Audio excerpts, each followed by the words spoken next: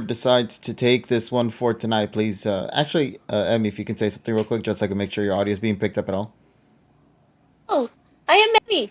Hey, What's there up? we go. Yay! There we go. Yeah, I was wondering if you were gonna get picked up or not. There we go. We're good now. We Yay. Gucci. But everybody, once again, one and all, I welcome you all to another fun-filled session of, you guessed it, the PokePod World Podcast. And we are in session number 146 of this series. Wow, we are Wow. inching away, literally, just a few more episodes till we hit the big 150, everybody. It is Yay. going to be a monumental moment, and I have to thank you all once again for helping us get to this point. It's been an honor to do these shenanigans with all of you. And Yay. one more session to go until your Sun and Moon linked. Hell goddamn yes, that's what I want to see represented by Sun and Moon. And we got a lot of Sun and Moon to talk about with this upcoming session. So this is going to be a lot of fun. However, as you guys already know, we always like to take this opportunity to go through, as I like to call it, the bullshit hour. Everybody knows what the bullshit hour already is, but to those who do not know what we're talking about, well, the bullshit hour is usually just an hour of us just bullshitting around, I guess. Yeah. Just talking about whatever the hell we got to talk about that's been going on within this past week. And if you guys have anything in the chat that you would also like for us to talk about as well, do let us know in the chat. We'd love to hear your opinions. But until we get into that, I'd like to say hello to every single one of you right now in the chat. How are you all doing tonight? Hopefully everyone's having a good start to the week. So let me see your names pop up in chat. Write hello or emojis or whatever it is so I can see all you lovelies there. But before we see that, let's go say hello to my good friend over here to the side. Hello there. Emmy, how you doing, buddy? I'm good. Hello. Yeah, Fun times, Mondays. We love Mondays. Yay. Monday's filled with shenanigans. We got podcasts, we got mangas, we got, I don't know what else we got. Honks, I guess that's also another thing. Yeah. Oh, that's how you pronounce it? I don't know. I think that's how you pronounce it. How did you pronounce it? I thought it was Jonks. So, Jonks? You pronounced the J. Yeah, was it? I don't know. I'm Hispanic, so the J's are always sounding like Juan to me. You say John, I say Juan. So, I mean. You say Juan. That's why I always call JPR's JPR. Whenever I say John, I always keep calling him Juan. So, I mean. Juan. Yeah, so it's just been nothing but memes of horses, and well, Tyrone would love that actually. Yes, actually. Yeah, he would love that. We had the Morbin time shenanigans happen. The Morbin time got so big that Sony saw it and was like, bet, let's make a series of this by making Morbius sequels coming out sometime in the future for the Morbius franchise. So congratulations to all you Morbin lovers out there. You guys got your sequel story. Congratulations. Damn. Yeah, so congrats on that. As in to like the two people who probably watched it, because I don't think anybody ever seen. Every time I keep talking about it, I swear to God, the only thing I really care about is I want to watch this film just so I can see if this dude straight up says it's Morbin time in the actual film. That's the only thing I care about. I just want to know, does he say it's Morbin time in the goddamn show? That's all I need to know, man. All I need to know. All I need to know. I've just been seeing memes, and I'm like, bruh, like, I don't want to see this movie. I really don't. I just want to see the memes. That's it. They gotta stop posting these memes, man. It's getting too wild now. Hold on a second. I just realized something. Let me see if I can remove this. Oh, there it is. Yeah. Okay, now we're good. Perfect. Yeah. All right, so yeah, let's get right into it. Yeah. Oh wow, they already greenlit it. Well, shit. Never mind then. There goes that. We're getting Morbius too, ladies and gentlemen. It's gonna be called Morbius. There you go. Morbius. Morbius. Morbius. Exactly. It took a while for a lot of people to get that joke when you just say it out loud, but when you just write it down, it makes a lot more sense. But yeah, Sony State of Play is this week, so there is that to talk about too, to predict about what could potentially go down for that, as well as the PokePod curse, as I like to call it. Emmy, I get the feeling we're probably going to get cursed tomorrow. Yeah, 100%. So you heard about it, right? No. Okay. I just thought you were talking about a curse. No. We guaranteed we'll get a curse somewhere around this week. But apparently, there's been speculation going around saying that this week is going to be the week when we're going to be either A, getting an announcement for the Pokemon event that could potentially go down, or Uh, B, the trailer for Pokemon Scarlet and Violet will finally drop and we'll see gameplay footage of it aside from the one we saw back in February. damn it. Well, tune in next week as we have a ginormous Pokemon about that Yeah, curse. we always keep like Pretty much whenever we talk about these things, it's always like we speculated today to then get our answers tomorrow and prove every tomorrow. statement that we had completely wrong and in the shitter. Like we can never, Yeah. never in the entirety of the podcast series have we ever had an opportunity to actually talk about a video game announcement around the time that we do the podcast. It's always after the show is done that we then get to see these curses come to life. So I I know. I have been hearing that supposedly this week we are going to be getting information about a Pokemon Presents. Whether that is going to be happening like tomorrow or whether it's going to come out later in June, supposedly we're going to get some sort of an announcement. Yeah. So do tune in for that. It'll be I a lot of was, fun. Also, what I the was hell just happened to Subbox? Holy shit, Subbox gave 2 notifications. Jesus Christ. whoa. Yeah, you see that, right? Yeah, I see that too. I was like, Yeah. whoa. we Two? probably should Like, turn. is something happening? No. It's because Oh I no. think our buddy Groot was test playing with the stream Oh thingamabob. yeah, the bots. So the ping got hit twice with that one. So yeah. Damn, the bots are fighting. They're like, I'm the better bot.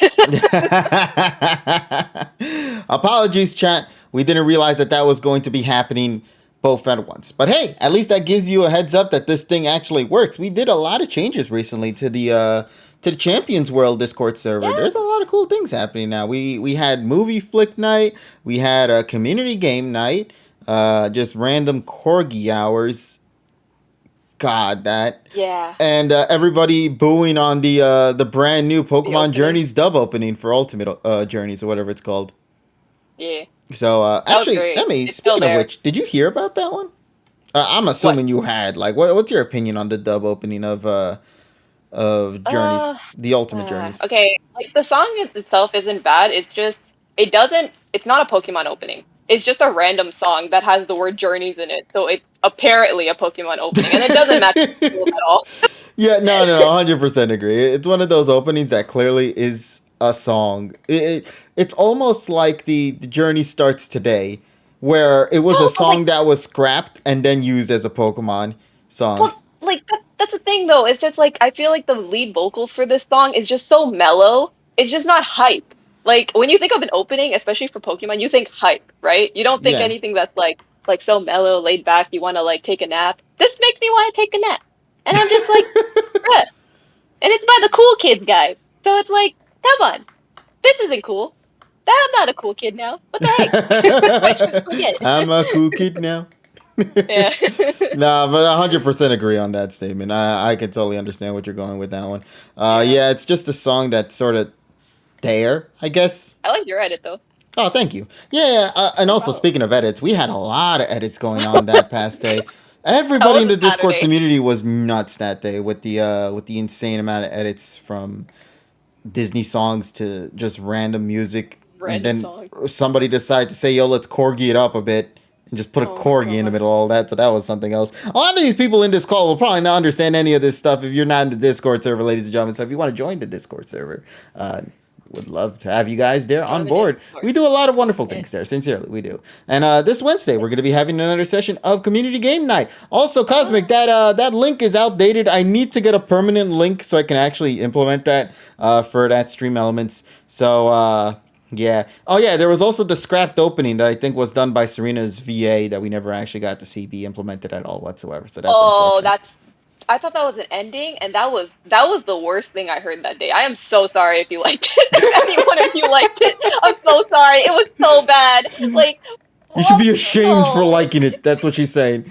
Pretty much. It was so bad. I'm like, I don't like after watching all the edits, I'm like, yo, I'm having a nice Saturday. This was great. Like I think I spent like that was like a whole 3 to 4 hours that was happening. I'm like, this is wonderful. This is a nice Saturday. And then I see that, and I'm just like, this is the worst thing I've listened to all day. Oh my god.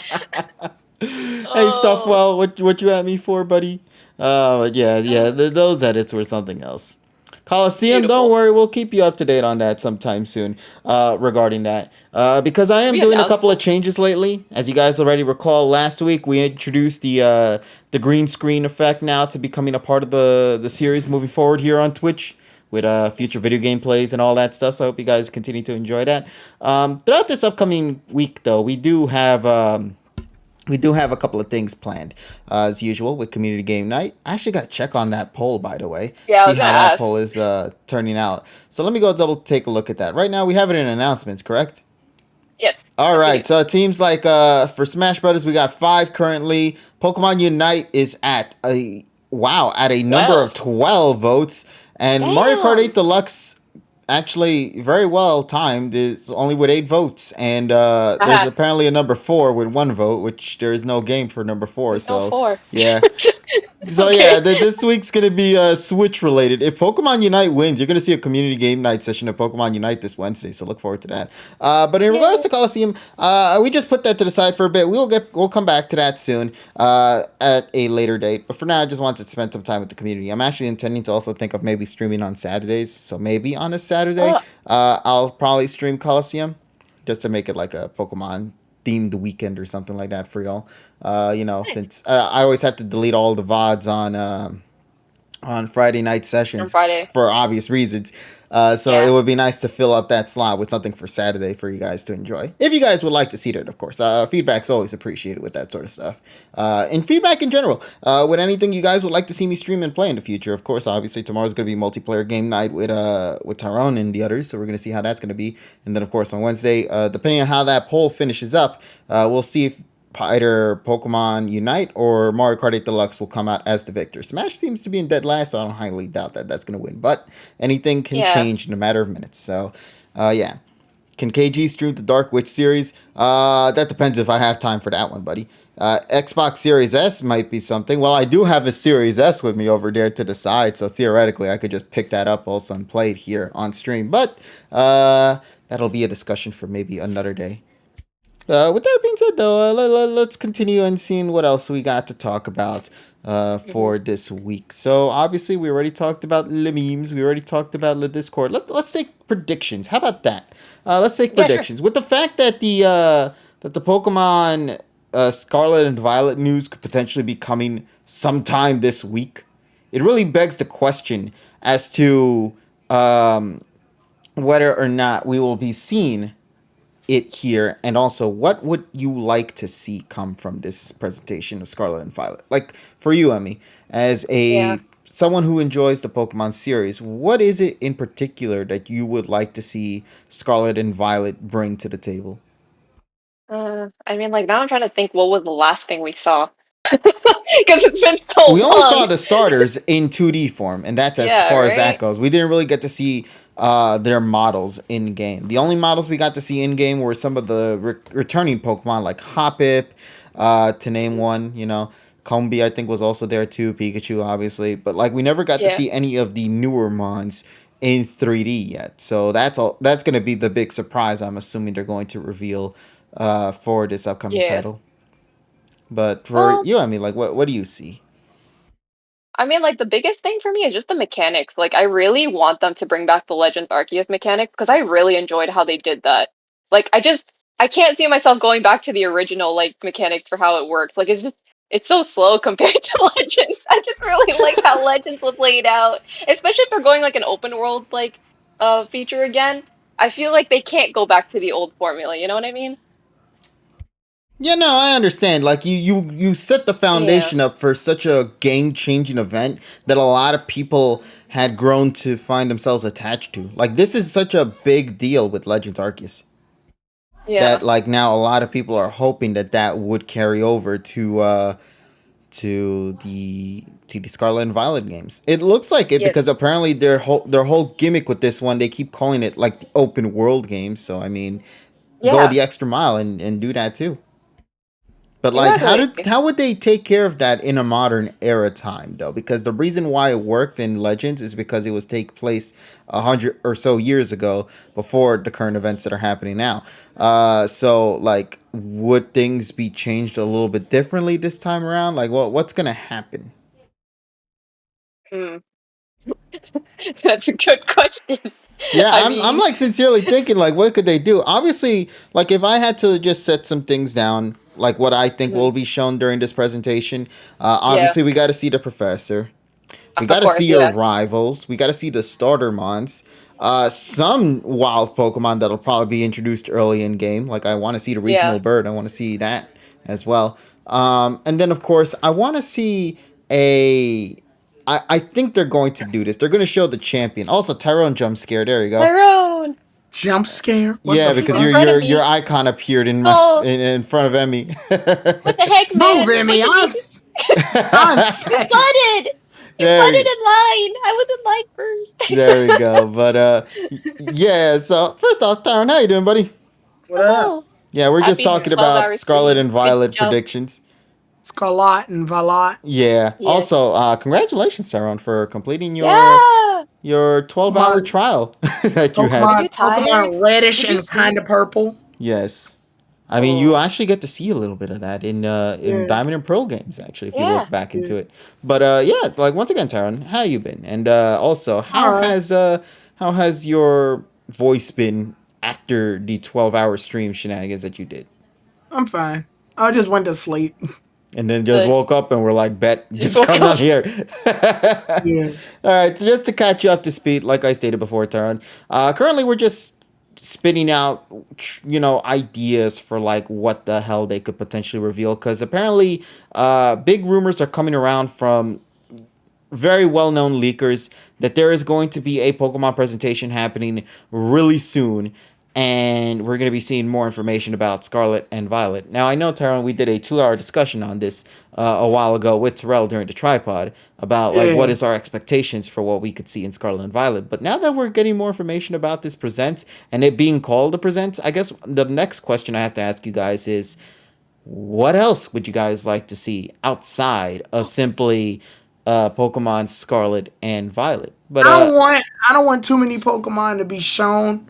But Same. I guess if they have to show us, the squirrel and the bird for whatever The region we bird. got. I Yeah, mean, which that's was what it like is. Every it Pokemon is. game has Yeah. the squirrel and the bird. You know what they Yeah. are. The fucking Yeah. Ratatats and Pidgeys, the Centrant and Hoot Hoot, the Zigzagoon slash Poochiana. Well, I don't want to count Poochiana, but the Zigzagoon and fucking Wingle or Tailo. Taylor.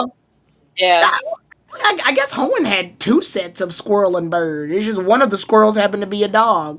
You're right, Yeah. Yeah. actually. Pretty much. Ow, my neck. Yeah, and then we had two birds, Wingle and Taylor. And then in Sinnoh we had fucking Starly and Bidoof. Then in Unova we had the fucking Yep. Pidove and what was the squirrel and Patrat. Yeah, that thing. Fuck. Pat Uh rat. yeah, but that thing, Pat Rat, Yeah. Matt Pat, that one. Same theory. Thanks for watching. Thanks for Thanks for, watching. thanks for catching me.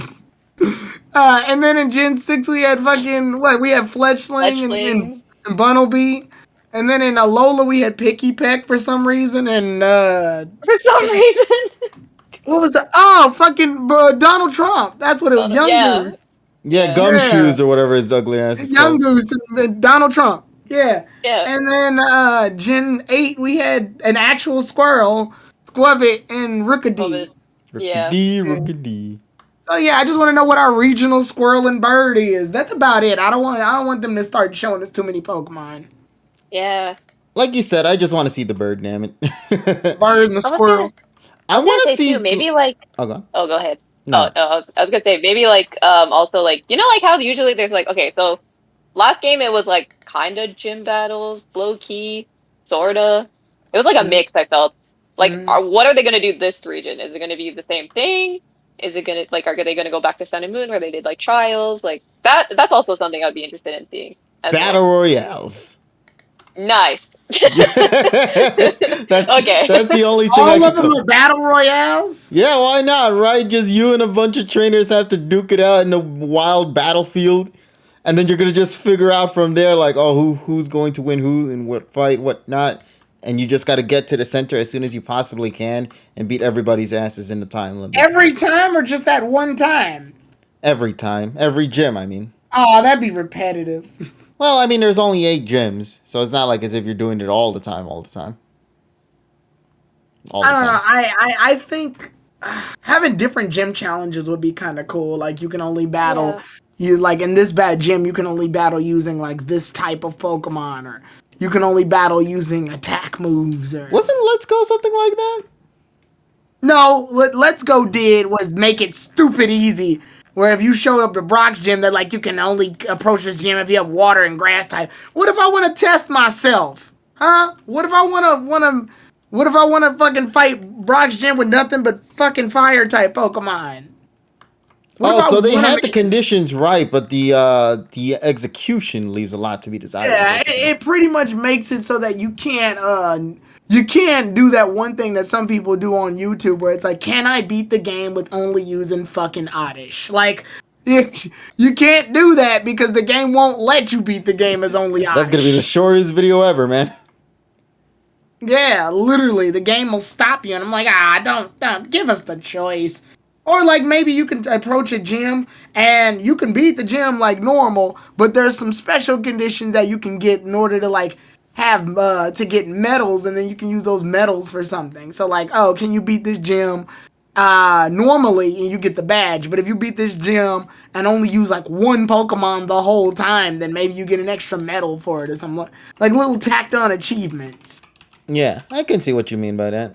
Like, Yeah. I would like that for. It's similar to Win Sword and this gym Shield, without actually. taking any yeah, win this gym without taking any damage or something. Oh no, they would not approve of that, unless they do like a hard mode or something where they can do that, which I would No, love no, no, for them no, to no. bring it back. I'm not saying it should be a requirement. It would be an optional thing that like gives you extra like perks for doing it, for Oh meeting man, those that would optional. be awesome if they're saying like you can replay this fight as well, and then Yeah, like you'll exactly. gain like a Cool. like a not a secret card or something like that, maybe like a powerful TM or something of that sort. Yeah. Like I Reward, like that. basically reward Yeah. the player for Well, trying. yeah. Yeah. Special like props and stuff. Special things that show Achievements. your yeah, achievements. Yeah, that'd be perks. Yeah, that's what I meant. Perks. Special perks. Hmm. That'd be cool. I'd like I don't that. like that. I would like that. I genuinely would. Another cool thing that a lot of people are speculating is like what the regional champion could be like for this time for with Scarlet and Violet. And there was a speculation going around saying that It's potential. wrong. No, but anime. But no, one of the big ones It's was that wrong. apparently your older brother or sister will be Whoa. the champion of this region. That's wrong. Why? Oni-chan. Why? We can't beat Uh, up our older brothers and sister? Yeah, what the yeah. heck, man? Yeah, what Fuck the? them. Fuck I them. look up to them. Now I get to look down on them after I beat their ass. Why is that the speculation? Well, I mean, that was just part of like a fake leak a while ago. I know. I was curious as to what brought up the idea. Oh, it's just because like every generation, there's always something tying the champion to some form of a gimmick, right? So I was Yeah. thinking to myself that potentially they could do something like that, where like how last generation's your rival's big brother Leon was the champion, right?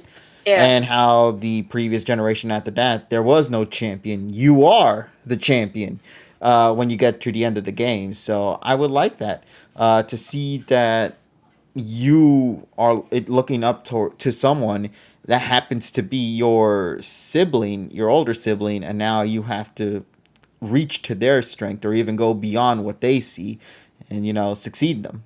I think So that would be basically, a unique gimmick for that. so basically, what you're saying is that we go from Galar, which is strongest in the Pokemon world, to strongest in the family. Pretty much, Nice. yeah. Think of it like the Hoenn region with your father, Yeah. where your father's the kid leader. Sopranos of Pokemon. Oh my god. I mean, I you, mean, yeah. you live with your dad and your mom is the champ. Holy shit. Yo, Why are you fighting? We're familia. oh shit, this is Encanto storyline here. We're fighting Abuela. Yeah, well, we about to be familiar with these hands. Let's go. Yo, that would be hilarious if the Elite Four happens to be like your family members, like your brother, your sister, Yo, your mother, and your father, and then the final one is actually your grandparents right there. Abuela. Yeah, Abuela abuela. has come to battle. Abuela. Abuela's the champion. Instead of a Pokeball, she whips out a chancla and throws that as the Yeah. gift. It's a slipper Pokemon. Exactly. Hey, listen, I would love that. Your That'd grandmother be could great. pull I the would shoe. laugh. But yeah. If it's the Sopranos, then that also means you are part of the evil organization. Oh Yeah, my we God. unintentionally helped the bad guys. We didn't realize it, and we're still gonna keep helping them out. I guess if that's gonna be the case in that storyline, that would be a nice twist, though. I like that. You essentially become the villain without realizing that you became the villain, Damn. What deep Pokemon and then story. your older Who brother knew? / sister These will have to Pokemon stop think we you. made the fuck up. Yeah, It's wrong. exactly. But Show yeah. me So, your proof. My proof? I made it the fuck up. well, how about you back it up with a source? Me! I am I'm the the source. source! Same wavelength, same wavelength. Yeah. Same family, same family. Fuck up. Now that's a Bond phenomenon going on right there. Oh Jesus my God. Christ. But yeah, so there's that, like siblings. I think that'd be a lot of fun.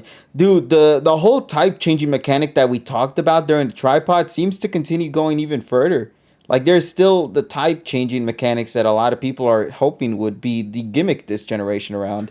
Which if you recall, Tyrone, we went on a full discussion on that where we're like, maybe you have to equip the Pokemon with a particular item that if they have that right move set, they will alter their typings to adjust to that said move, you know? So they'll become like, what was it, a Pikachu who is an electric could now gain the ground type ability or the water type ability, you know, and be attached to that now. Which I think would be a cool gimmick because that means that now anything can be on the table. You would think that you could have a what is it? A ground type move to defeat that said Pikachu, but suddenly it's equipped with the fly type crystal or something, and now it can have the ability to levitate thanks to the ability, and therefore won't get hit by ground type moves anymore. Like there are things like that that could be played around with this mechanic. But you know, I'll pass this on to you, Emmy. Like, what do you think of that idea, the whole type changing mechanic that they could potentially do this time around? Yeah, that honestly, that would be really, really cool. Like, I didn't hear you guys like in detail on the tripod because unfortunately I did fall asleep. But like, I need to Jeez, rewatch. Tyrone, we're And boring. Polly, what the fuck? no, you guys are not boring. It's just my work schedule has And changed. the reason So I like, said I'd be Polly is tired all because the time that's now. the reason I said Polly is because that's usually a Polly move. I woke up and I was like, I don't know where they're at. I don't know. I'm gonna go to bed. I'll see you later. Which we love Polly. I just know sometimes she'll be like, I went to sleep. I went to sleep. Yeah, yeah, legit. No, y'all are soothing to listen to. That's why. So I just Oh like, yeah, yeah. We ASMR, the PokePod yeah, version. yeah, legit though. KG, you got to do a PokePod with nothing but lo-fi music in the background one day. Oh man, I'd love that Yes. actually. Would you like that, chat? Would you like Yeah. one random ass session with free lo-fi music playing in the background? Sure. Okay. Yeah, and it's got to be the lo-fi from like when lo-fi first came out that occasionally had the anime fucking quotes in the background. Oh my God. And rain and thunderstorm effects Yeah, and everything. because they're always like Yes. Yeah. money, money, money, money. Oh shit. Everything is free game at this point. Yeah, you The were right money. on that one, buddy. Hold on a Pretty second. To $20, $20, $20, $20. to $20. It's just one of those. Just a snowstorm. Just going down. Oh man. $20. But yes. So I type don't changing. fucking love horses. Horses. Oh man, you we got a name for it now. It's called Honks. Damn it. Honk. Honks. Honks. Yeah, but praise Honks, everybody in chat. Yeah. If you get a blessing from him, you're lucky. If there's Or her. gonna be I don't music, know. KG, put on some salsa, bro. I'm trying to vibe, not dance my ass off. Thank you very much. Oh man, we don't even know what honks means. You don't know what honks mean? All right, allow me. 7 foot rats. Spawn is rat. When he calls your rat, Rat. it all fades to rat. allow me to educate you folks here with the term huanks. So according to what I'm reading here, according to this dictionary, which is urbandictionary.com, huanks is considered one of the sickest motherfuckers you'll ever meet. He's a kind, sweet, loving, funniest kind of person. You Why'd are they write that in so the dictionary? I don't know why they wrote it like that. You are so lucky if you have a guy like him in your life. He is a one of a kind. If you have a wonks in your life, make sure to keep him in your life. Keep him so your life wouldn't be the same without him.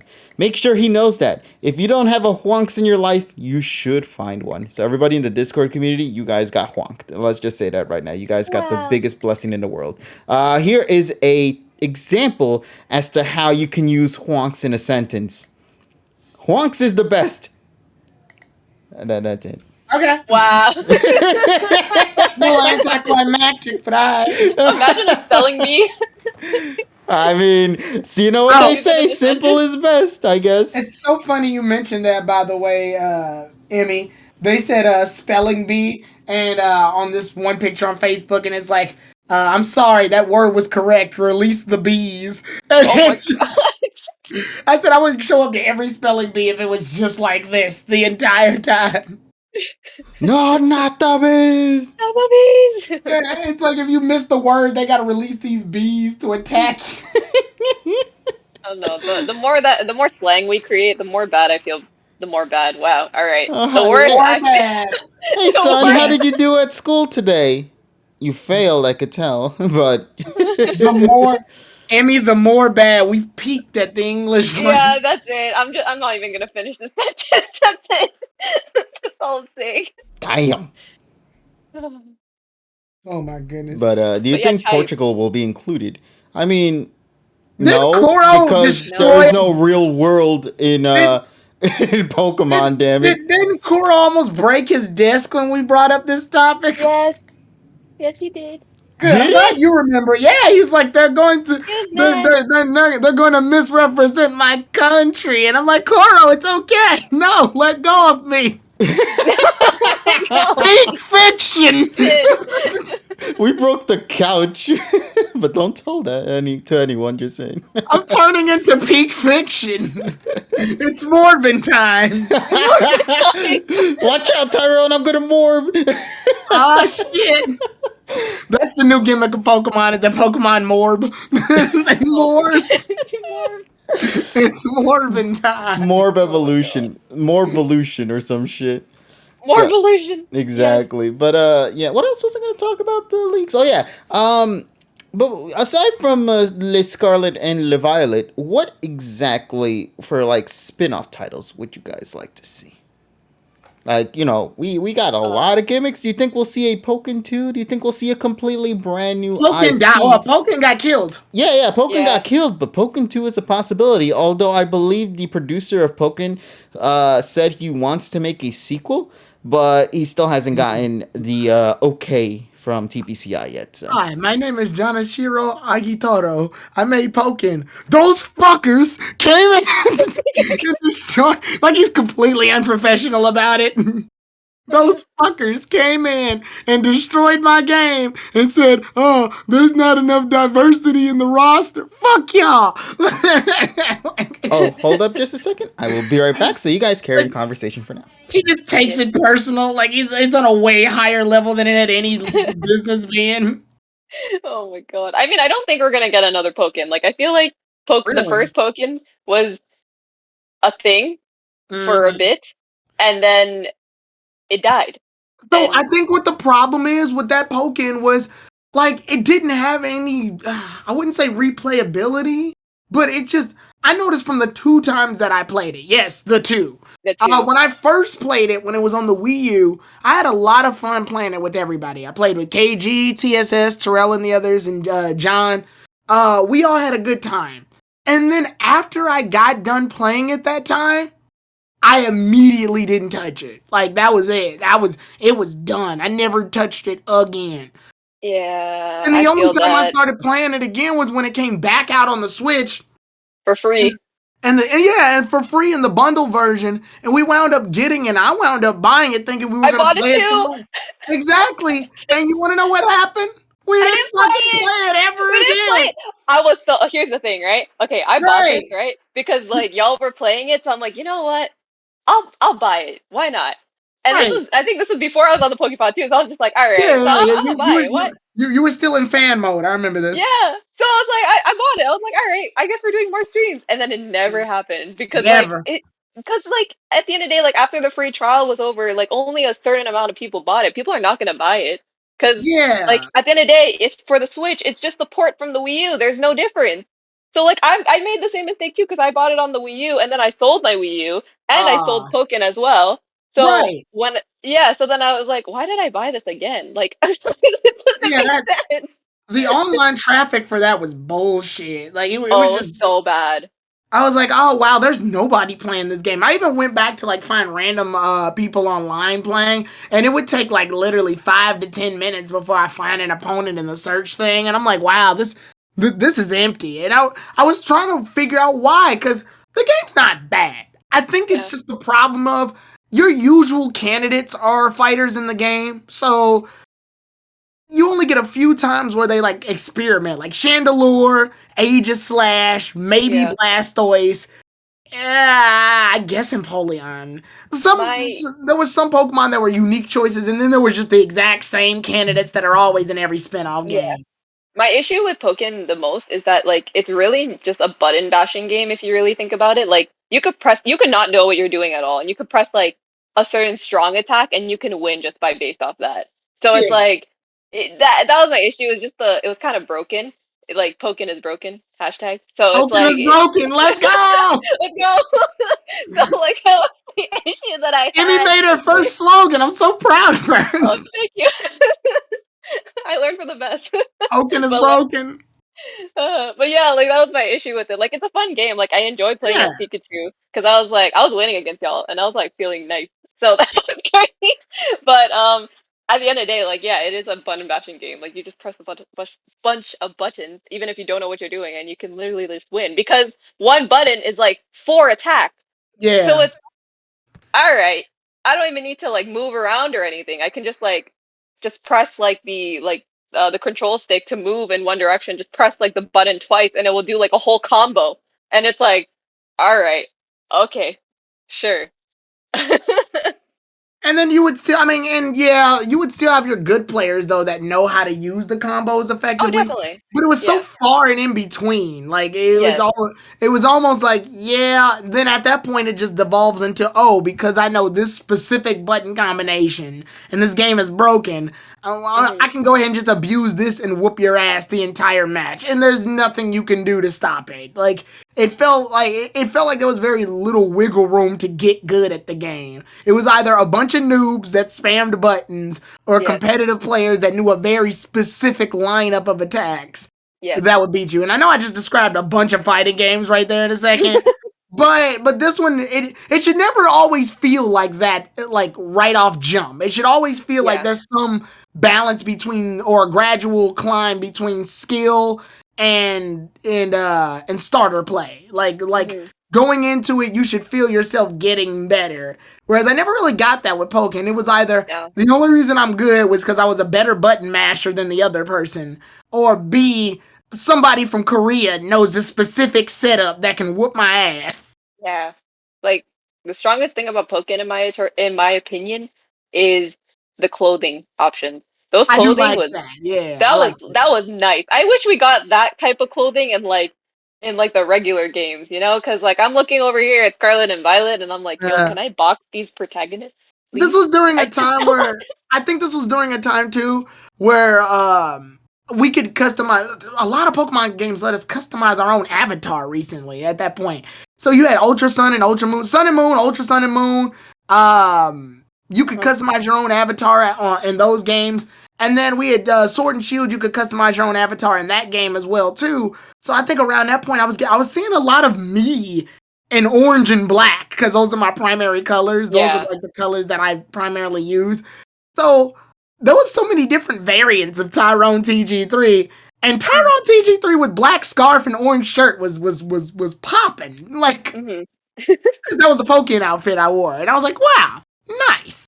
Nice. Yeah, there was so many creative things you could put on your carriage. I was like, that's really cool. I actually wish we had some of those options in the main series game. Yeah.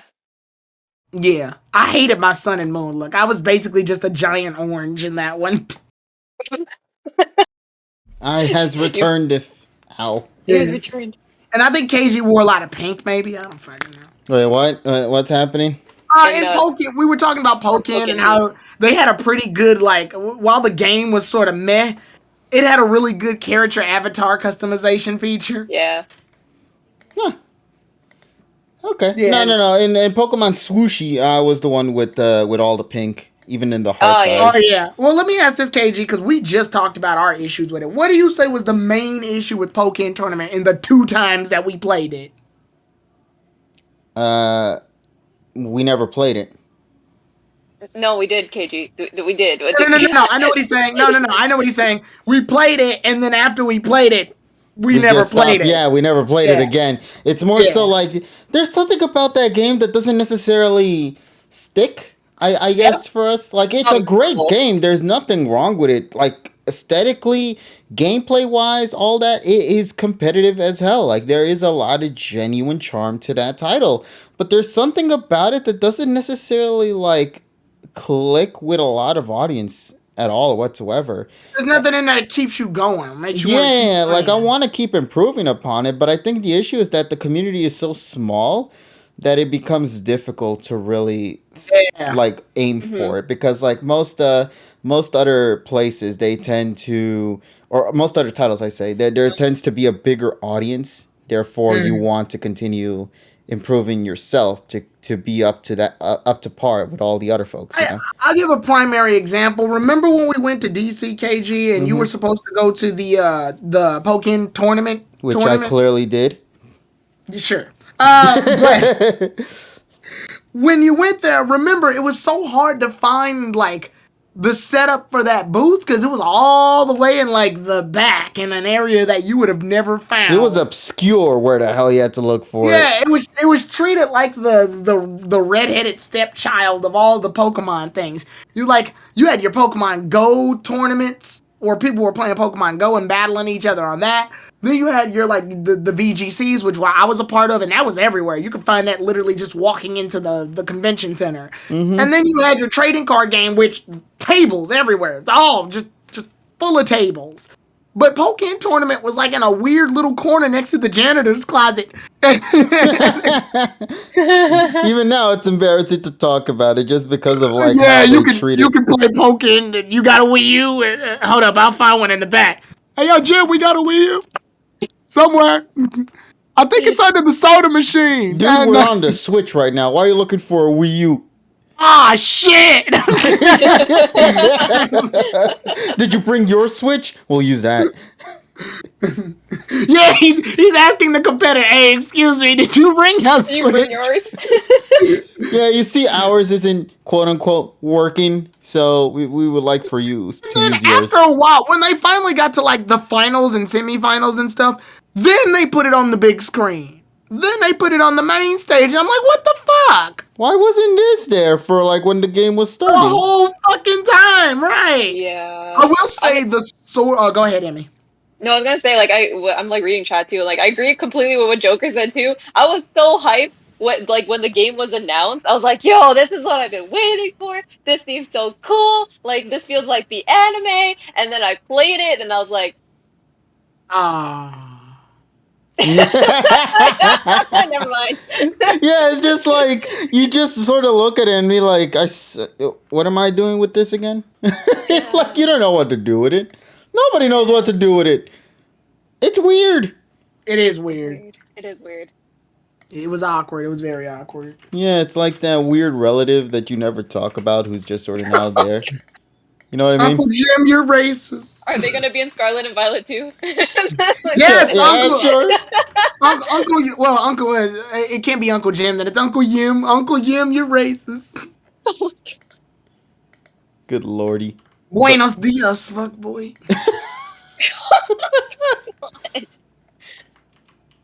Shit! I just realized something. What? Yes.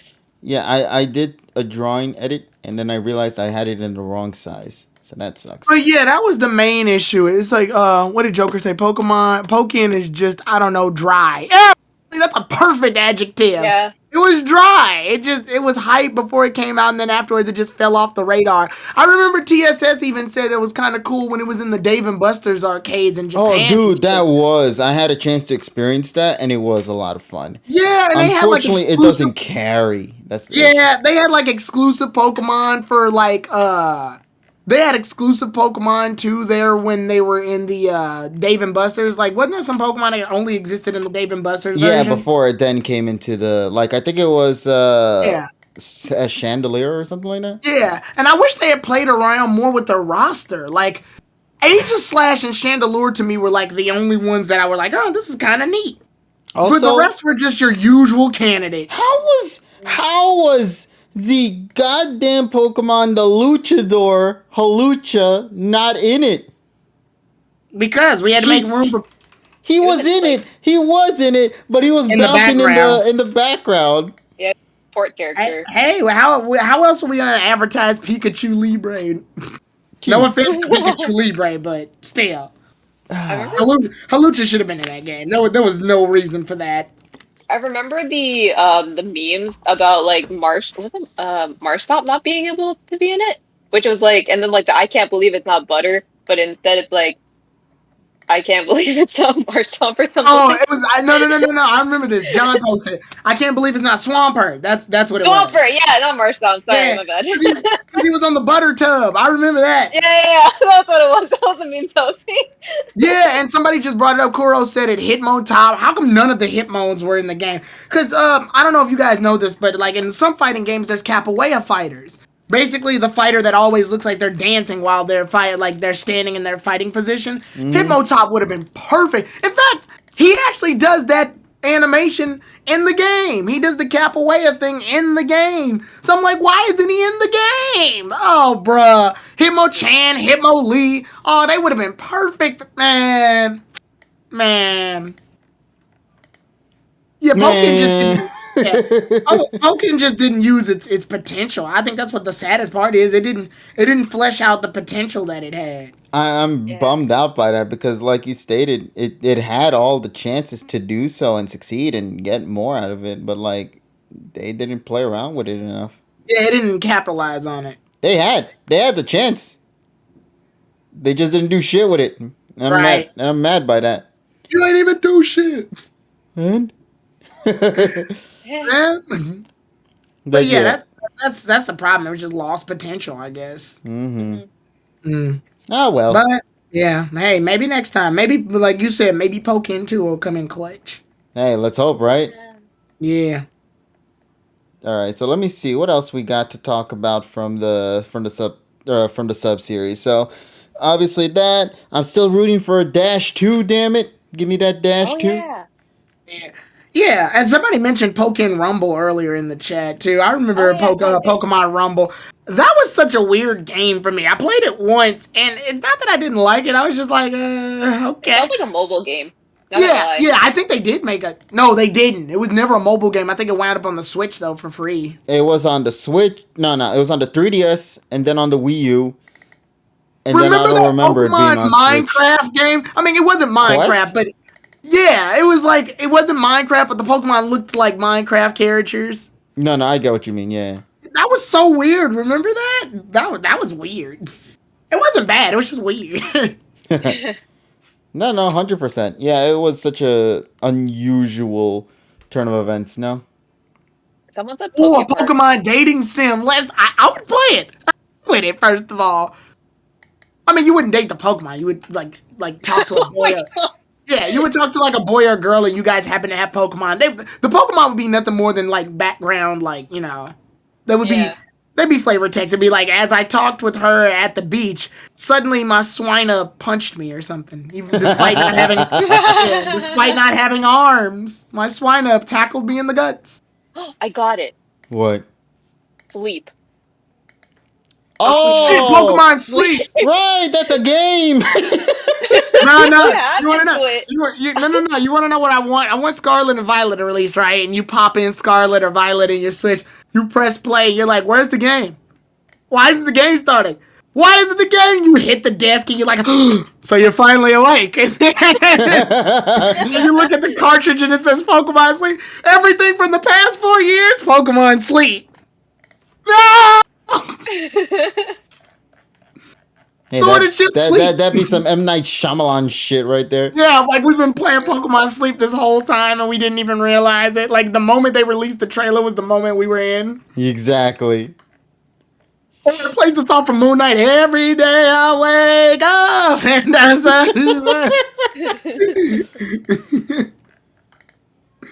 But Oh yeah, my- we need some information on that title. Like, yeah, that game that. that game got announced and then we never heard from it again. I just want the developers to play it off though and be like, yeah, like we were here, we were just testing the game, so we were all sleeping. We woke it. The game is out. Pokemon Today! Yeah. Pokemon woke. The presenter just comes out and like with like a nightcap, is being like, "Hello, everyone." The Pikachu flash. Yeah, he does this. Oh yeah, the Pokemon teeth or brushing your teeth or whatever. I heard the game was out, right? That happened? Did that game happen? The brush your Okay. teeth game?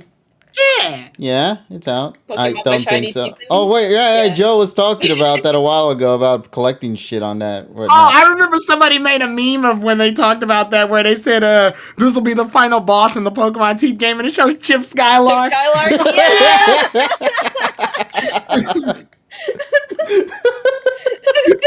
And it goes, somebody goes, Chip Skylark comes in. Wait, why do I hear champion music? My shiny teeth and me shiny teeth. Oh my god. Good lordy. But yeah, so there are titles like that we can expect. What else we got going on as well for? It's a nice little moment for us to talk about the side games of Pokemon. Yeah, right. Yeah. I didn't play Ranger. I think Ranger's dead, unfortunately, sadly. Okay. Yeah, which is unfortunate because like it is a good title. That's the thing. It's Yeah, a good KG, title. you're the Mystery Dungeons person, so you can elaborate on that because I know Yeah. nothing about Mystery Same, I'm Dungeons. just- Unfortunately, Mystery Dungeon to me is a title that's gonna be incredible. I'm gonna love every bit of it. Oh, so they're still doing stuff with it. Yeah, I mean they came out on the Switch. Remember? Hey, I thought that was wasn't that supposed to be like the first two, but like kind of remade or whatever? Yes. Okay, so that is what they did with that. Mm-hmm. Okay, good. But yeah, so they remade the first game. A lot of us are hoping they remake the second one because the second one is very, very loved, man. Like it is one of the greatest Pokemon games, not just in sub-series. I mean, just in general, one of the greatest Pokemon games to exist. Nice. So if they can incorporate that sequel and maybe do a sequel series for that one, I would appreciate that very much, and I would beg everybody to buy that game as soon as they possibly can because y'all deserve quality games, and that is a quality title. So yes. So get the goddamn game, everyone. Fine. Thank Damn. you. Please and thank you. Why you at Walmart this late? It's a long story, and I don't want to talk about it. Every day I wake up. It's just Pokemon Sleep again. Every game I buy, it's just Pokemon. Pull up a copy of a game, sleep. Pull up a copy of your phone, sleep. It's just nothing but sleep. Give me the game, Steven.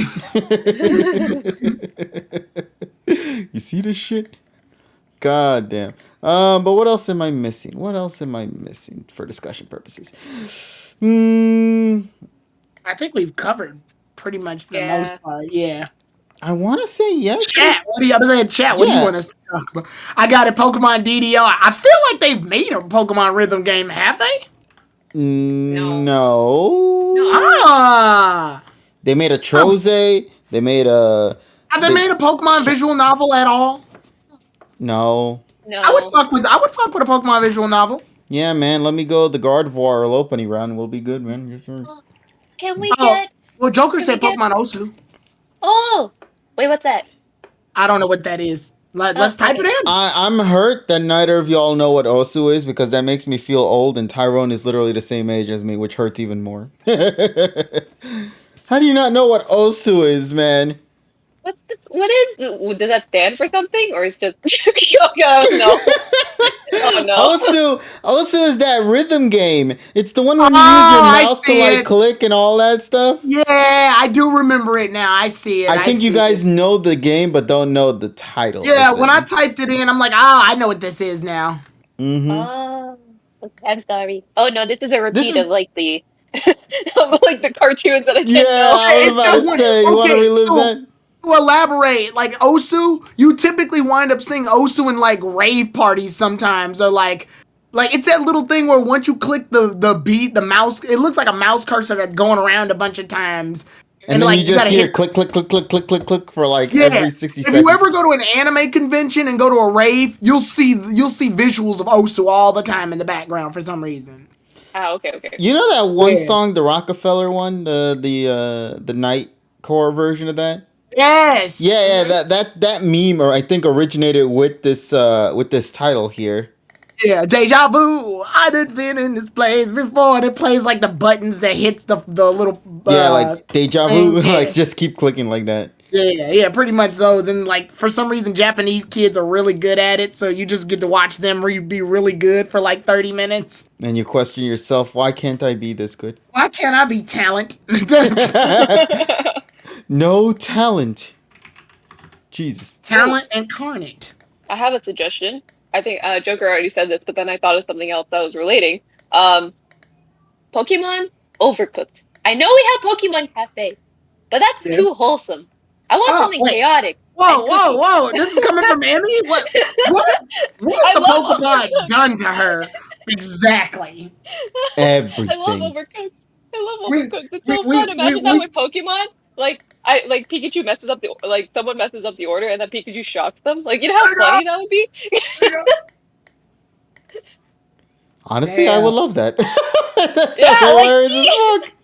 Pokemon cooking mama, let's go. yeah. Oh man. Pika will fix it. That would be, that would be a great Pokemon Stadium mini game right there, where it's Emmy, like, did you see go on. did you see the one chick speed run fucking cooking mama?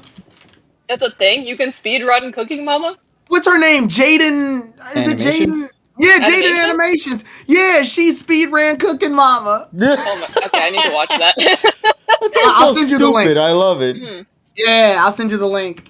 Mhm. That sounds so stupid, but I love every It's thing. really good. That sounds amazing. Indeed. She's a But really good storyteller. I think that's what it does too. Yeet. Mm. All right, so we have now found ourselves in any final thoughts segment before we move on into tonight's random review session of the night. I think we've covered everything pretty much. Alrighty, so I want to give a heads up before we get into tonight's review. I did mention, you might have seen the message nerd for that one, Tyrone. I did get somebody to join me for tonight, to join us for the review shenanigans, since Holy TSS isn't here shit!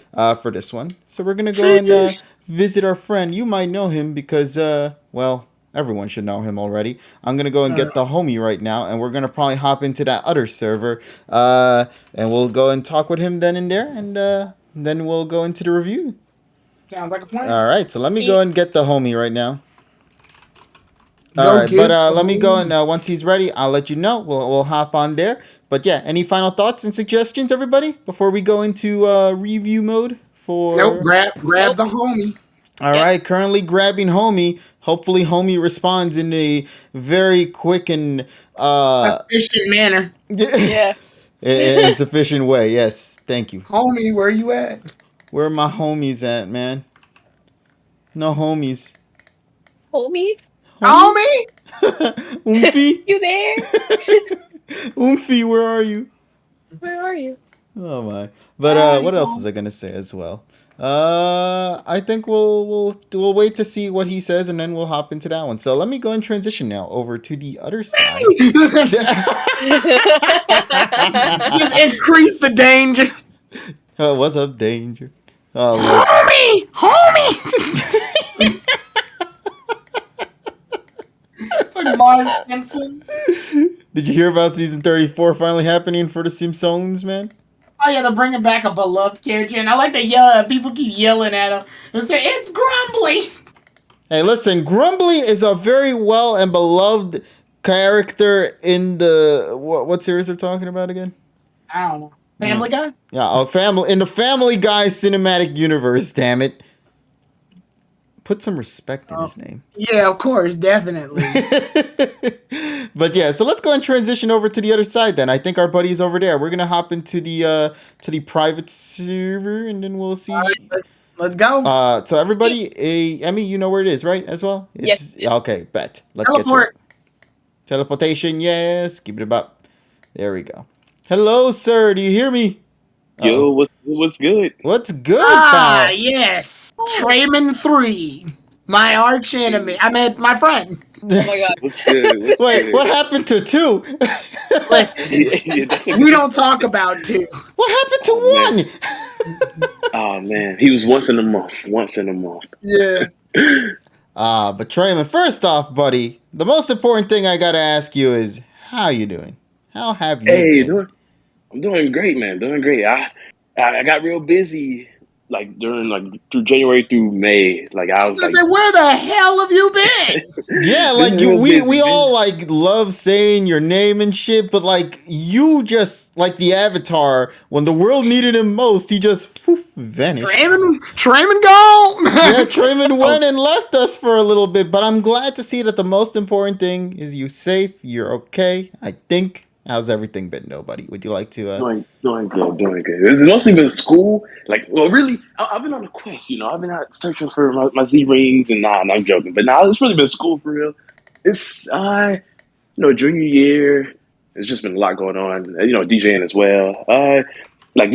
People were making a joke on like my channel when I would upload it, like, "Oh, Trayman once a month is back," because I was uploading like once every month or so. I was like, "Dang." Trayman once.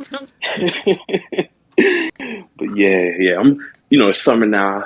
I'm actually out in Michigan doing an internship, so There you go. nice. yeah, thanks. Oh yeah, that's great Foot to in hear. the Man. door. Foot in the door. Nah, but Appreciate I'm you. glad to hear that, buddy. That's the most important thing right there. Thank you. Glad to hear that you're doing good, that you're going for success, and I wish you the absolute best of luck. You're an intern now. Get my coffee up. What's his name? Trayman first. Oh man, thank you guys for real. But yeah, welcome aboard to our session, man. It's been a while since we last had you on our show, so it's great to hear from you again. And yeah, with that being said, we're gonna enter into our review portion for tonight, ladies and gentlemen, of the Pocket Monsters. Not Journeys, because we're going to be talking about Sun and Moon for this one. So we're back again to the world of Pokemon Sun and Moon. Welcome to episode, what is it, 149 or 148? I think we're in 148. I don't remember. One of those numbers. Yeah, we went back. we went to do an OVA to conclude off this narrative right here and to see what we got to say for this, what looks to be the final episode for Sun and Moon. Because I have to remind everyone again that, with these kind of things, it is incredible to see how the voice actors and all the staff that worked on Sun and Moon, they kind of came back to work on this episode, man. Like, it is rare. You got to remember, these voice actors are busy. They're working on other anime shows. They're working on other form of media using their voice performances or even acting as well. And to see that the people behind this series straight up went like, bet we're going to get all of them to come back.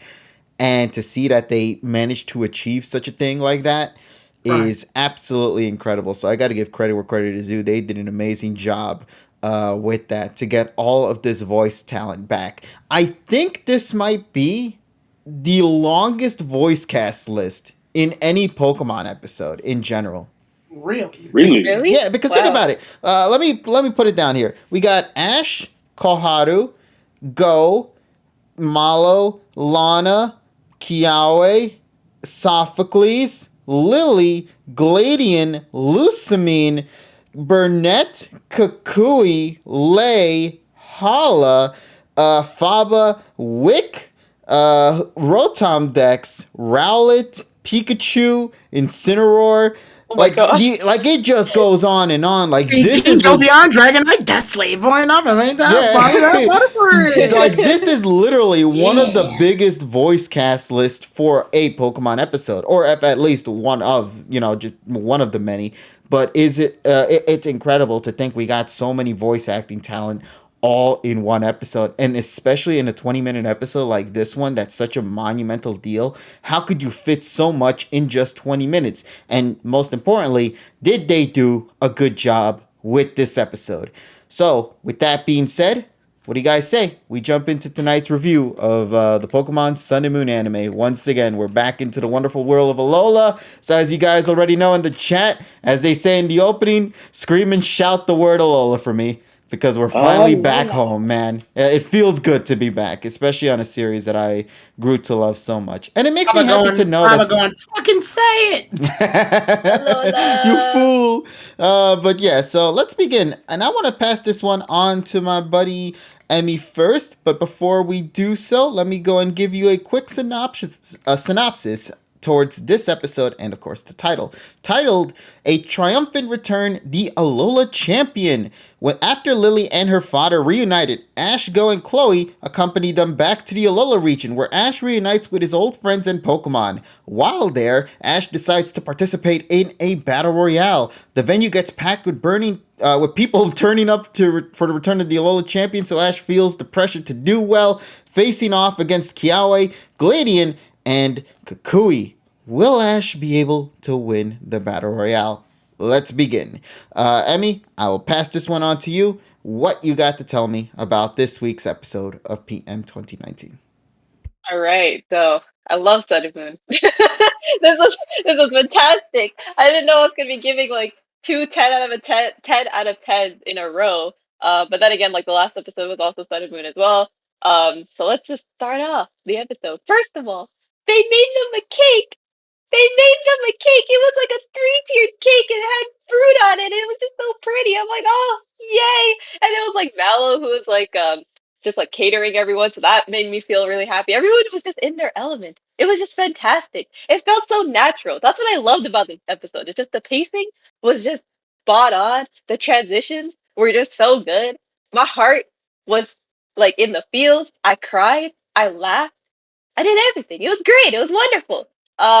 But just seeing that like everyone was here, this felt like Smash Bros. 100% Ash, except for Sun and Moon. It really did. And like my heart was so happy with this episode. Like even just seeing like James, like the butler. Oh, he's seeing him reunite with Moan and just like even with Lusamine, Gladeon and Lily as well, because he hasn't seen them in so long because of course they were looking for Moan. Like that was really, really nice to see that reunion. Just everyone's expressions as well. It's like just so nice to see. It was so wholesome. And even like the simplest things of like everyone's Pokemon being out in the open, just chilling, just vibing. Like you don't even have to pan to them. You can just see them like on their own doing something. Like Rowlett's just eating like some like Pokemon food, and then just like lying down, and or like Pikachu's just playing. It's just Can little I things add like real that. quick on that Of Rowlet course, bit? go One ahead. little detail I love, he finally found a new backpack follow-up. I know. yeah. Yes. Yeah, if you guys follow that, you'll know that the backpack returns, and it's not Ash's Sun and Moon backpack. It's the variation, and I just love that they did that. I'm so happy they did that. Yeah, it was so nice to see like little things like that. It just made my heart really happy when watching this episode. Because something I really liked about Sun and Moon as well, is just the details that they put into each episode, and like just things you have to search for. So it's really nice to see that again. Um, and then even like the little bits with like Kaharu too, with like her and Lana talking.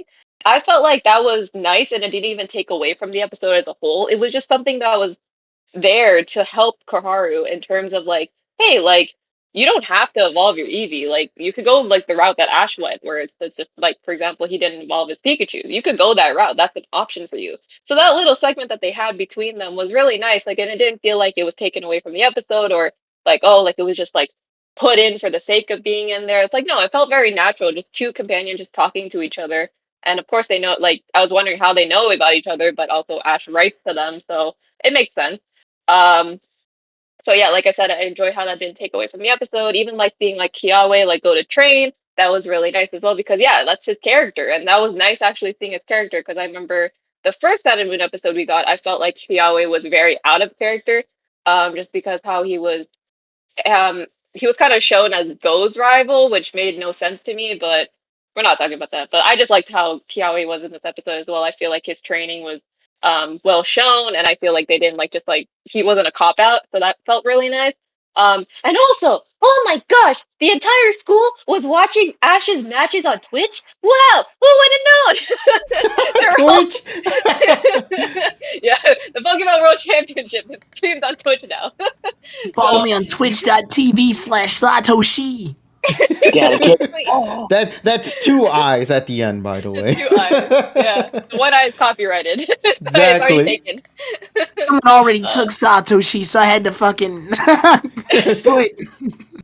oh my gosh, yeah, but that was like really cool too. Like a really nice like aspect too that like they're watching him because they care. Because at the end of the day, that's his family. And I'll get to that point too because that's another part where that really like pulled my heartstrings. Oh, like me and KG in the reaction were just like, they said the thing, but I'll get to it. And then also he's a tiny little baby person. Oh, my heart, my heart. Seeing like baby Lay just copy Ash, especially like when like Ash was like really excited, he put his arms up in the air, and then Lay looked at him and he was like, "I want to do that too," and then put his hands up too. That was really really sweet. And even Kaharu playing with Lay as well. Anytime you see Lay, I just love how she's kind of like the Pokemon, where it's like you don't have to pay attention to him, but you can just literally like they'll be doing something else, so you just see Lay just like looking around or just like doing something cute, and I just really like that. And also like just seeing the bond between Ash and well, his dad, let's be honest, Kukui. Just seeing that bond throughout that entire episode was just something that I truly missed from this series, and I also missed seeing this side of Ash. Because I'm gonna be honest here, in terms of like Ash's personality and journeys, like you don't really see this side of him very often. He's kind of like the cool like just trying to be strong and all that. I mean he is strong, but like you know what I mean. In terms of the soft side, we don't really see him much like this, and I feel like Sun and Moon really brought that side out of him. So it was really nice to see that again. And in terms of like the battles and everything, like all these cameos, Guzma, Guzma's here. Okay, all right, nice. In terms of the battle itself, it was okay. Like it, in my opinion, I feel like the animation could have been a little bit better. Like there was some reuse animation, which was good animation, but like I felt like it could have been like fleshed out a little bit more. But at the end of the day, I understand what they were trying to achieve, and this was it, where everyone starts cheering for Ash, being like champion, champion, champion, and the way that they transition that, where you have Ash just like in his own mind, just like flashbacking, I guess, to when he won the Alola Champion like league was just and then like you have the entire crowd just cheering for him. And then you have that one like that one thing that people are chanting being like don't forget that you represent Alola. That right there was like that oh, I cried at that point. I was like, okay, it's over, that's it. I'm crying, that's it. um so that was amazing to see. I did not expect that. I just thought it was so well done. And also to know too that like Ash has come so far. And this made me genuinely hyped for the Masters 8. Like I'll be honest, up until this point, like I was kind of just like, all right, I don't know how they're gonna handle this. Let's see. I'm kind of just like taking things with a grain of salt, just holding my expectations at a very low, and I'm still doing that. But seeing that Ash is representing like a region that I hold so dearly to myself is just really nice to see. So that made me really like happy to see, and also because like Ash has gotten a lot of hate in the past, so it's really nice seeing like this whole crowd just cheer on for him like we do, you know. So that really made my heart happy. Oh, and then finally just to end things off as well, like the transition that they did for the battle to um the sunset where Ash and Kukui were, I thought that was fantastic. I don't think we needed to see the end of the battle personally. Like we already know what's gonna happen. It was kind of just like the same thing of like, except with different with Kukui using what Tony the Tiger. What's his freaking name? The um, Incinerorium, whatever thank you, it's. thank you. It's in no her, way. yeah, like just using the different Pokemon this time. But like you know what was gonna happen. But I just love that I transition don't know. there. This was so random in my head when people leak Pokemon Scarlet and Violet's their face. I'm sorry, my brain's like this. No, it's okay. It's perfect. It's um, perfect. it's perfect, exactly. Like no, that I think that transition was really really nice, and I know KG did an edit too where he had to type wild, which I wish they got the rights to use that because that would have been so perfect, and I think I would have been sobbing at that point if that was the case.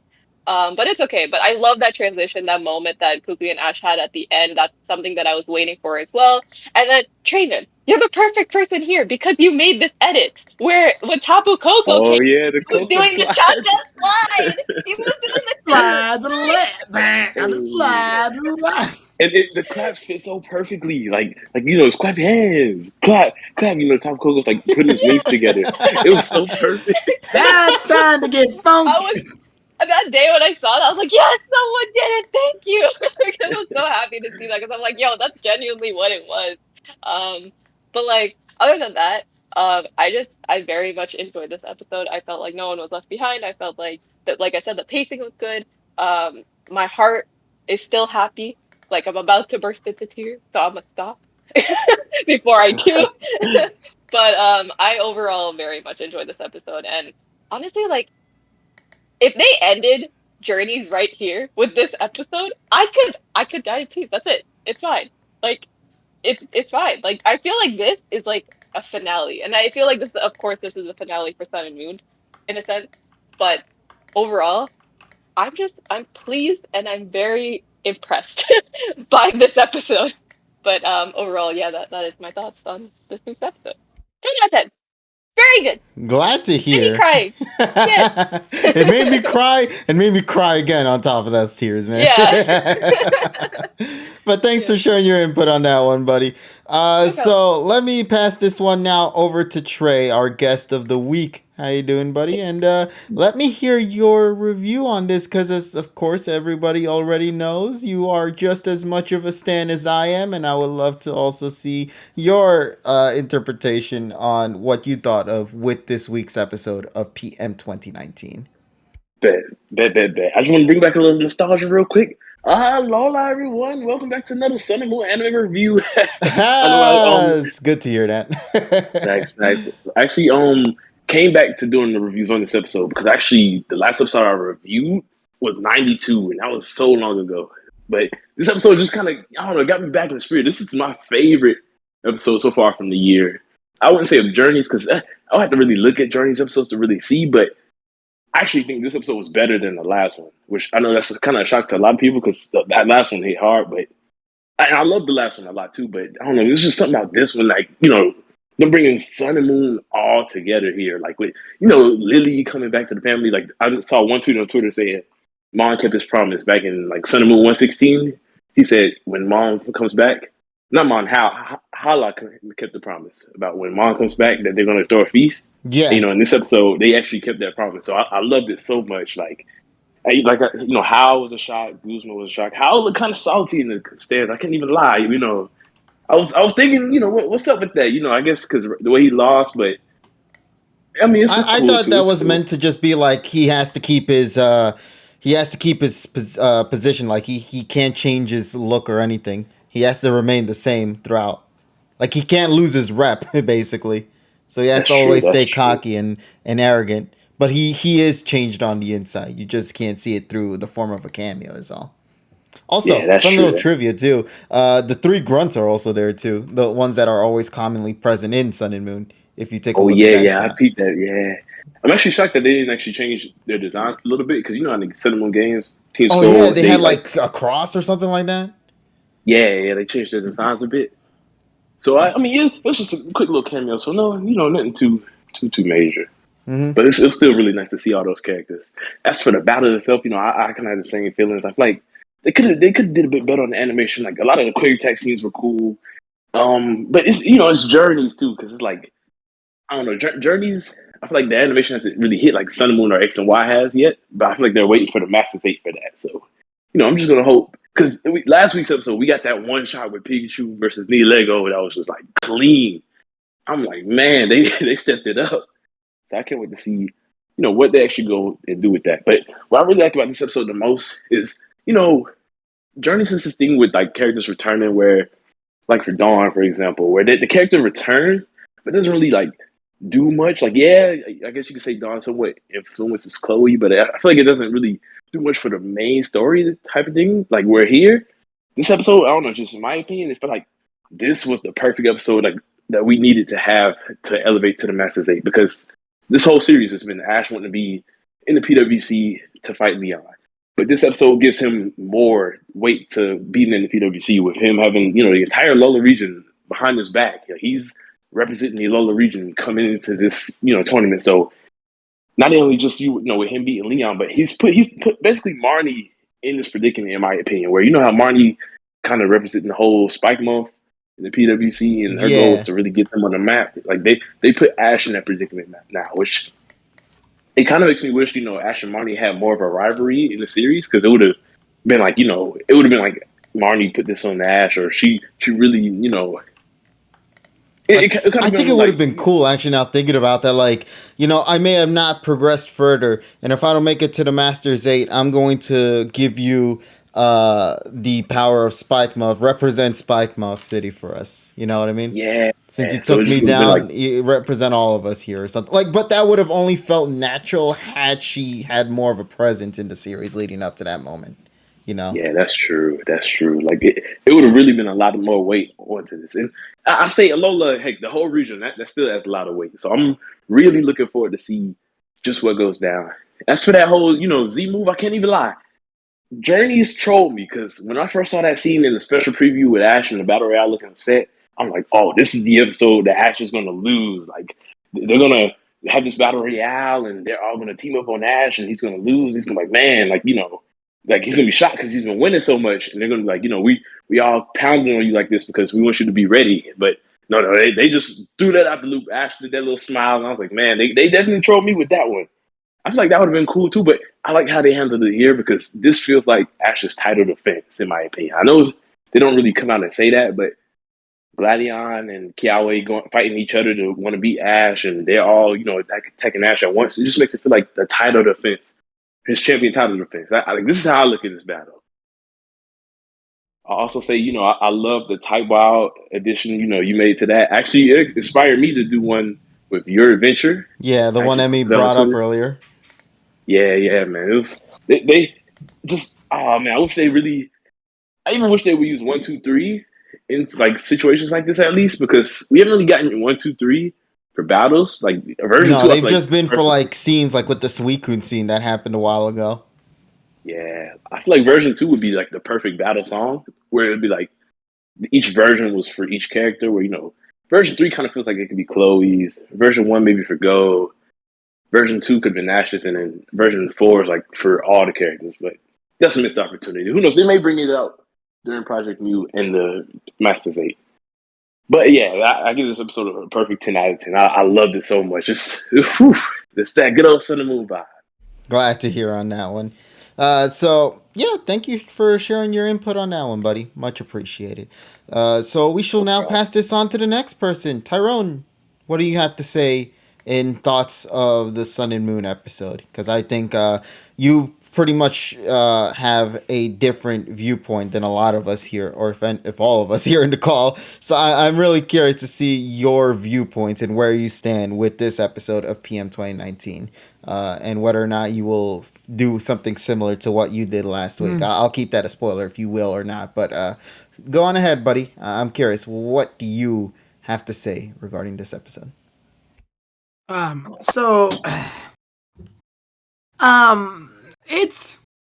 It's wholesome. First of all, let's get that out of the way now. It's super wholesome. It's a really nice attention. I think somebody pointed this out on one of the walls. You can see PokePod's art still on there. I thought that. Yeah, I think somebody pointed it out. Really? And I didn't even notice that. think we have to go. I gotta go back and fact check it, but I thought like they said PokePod's artwork is still on that wall.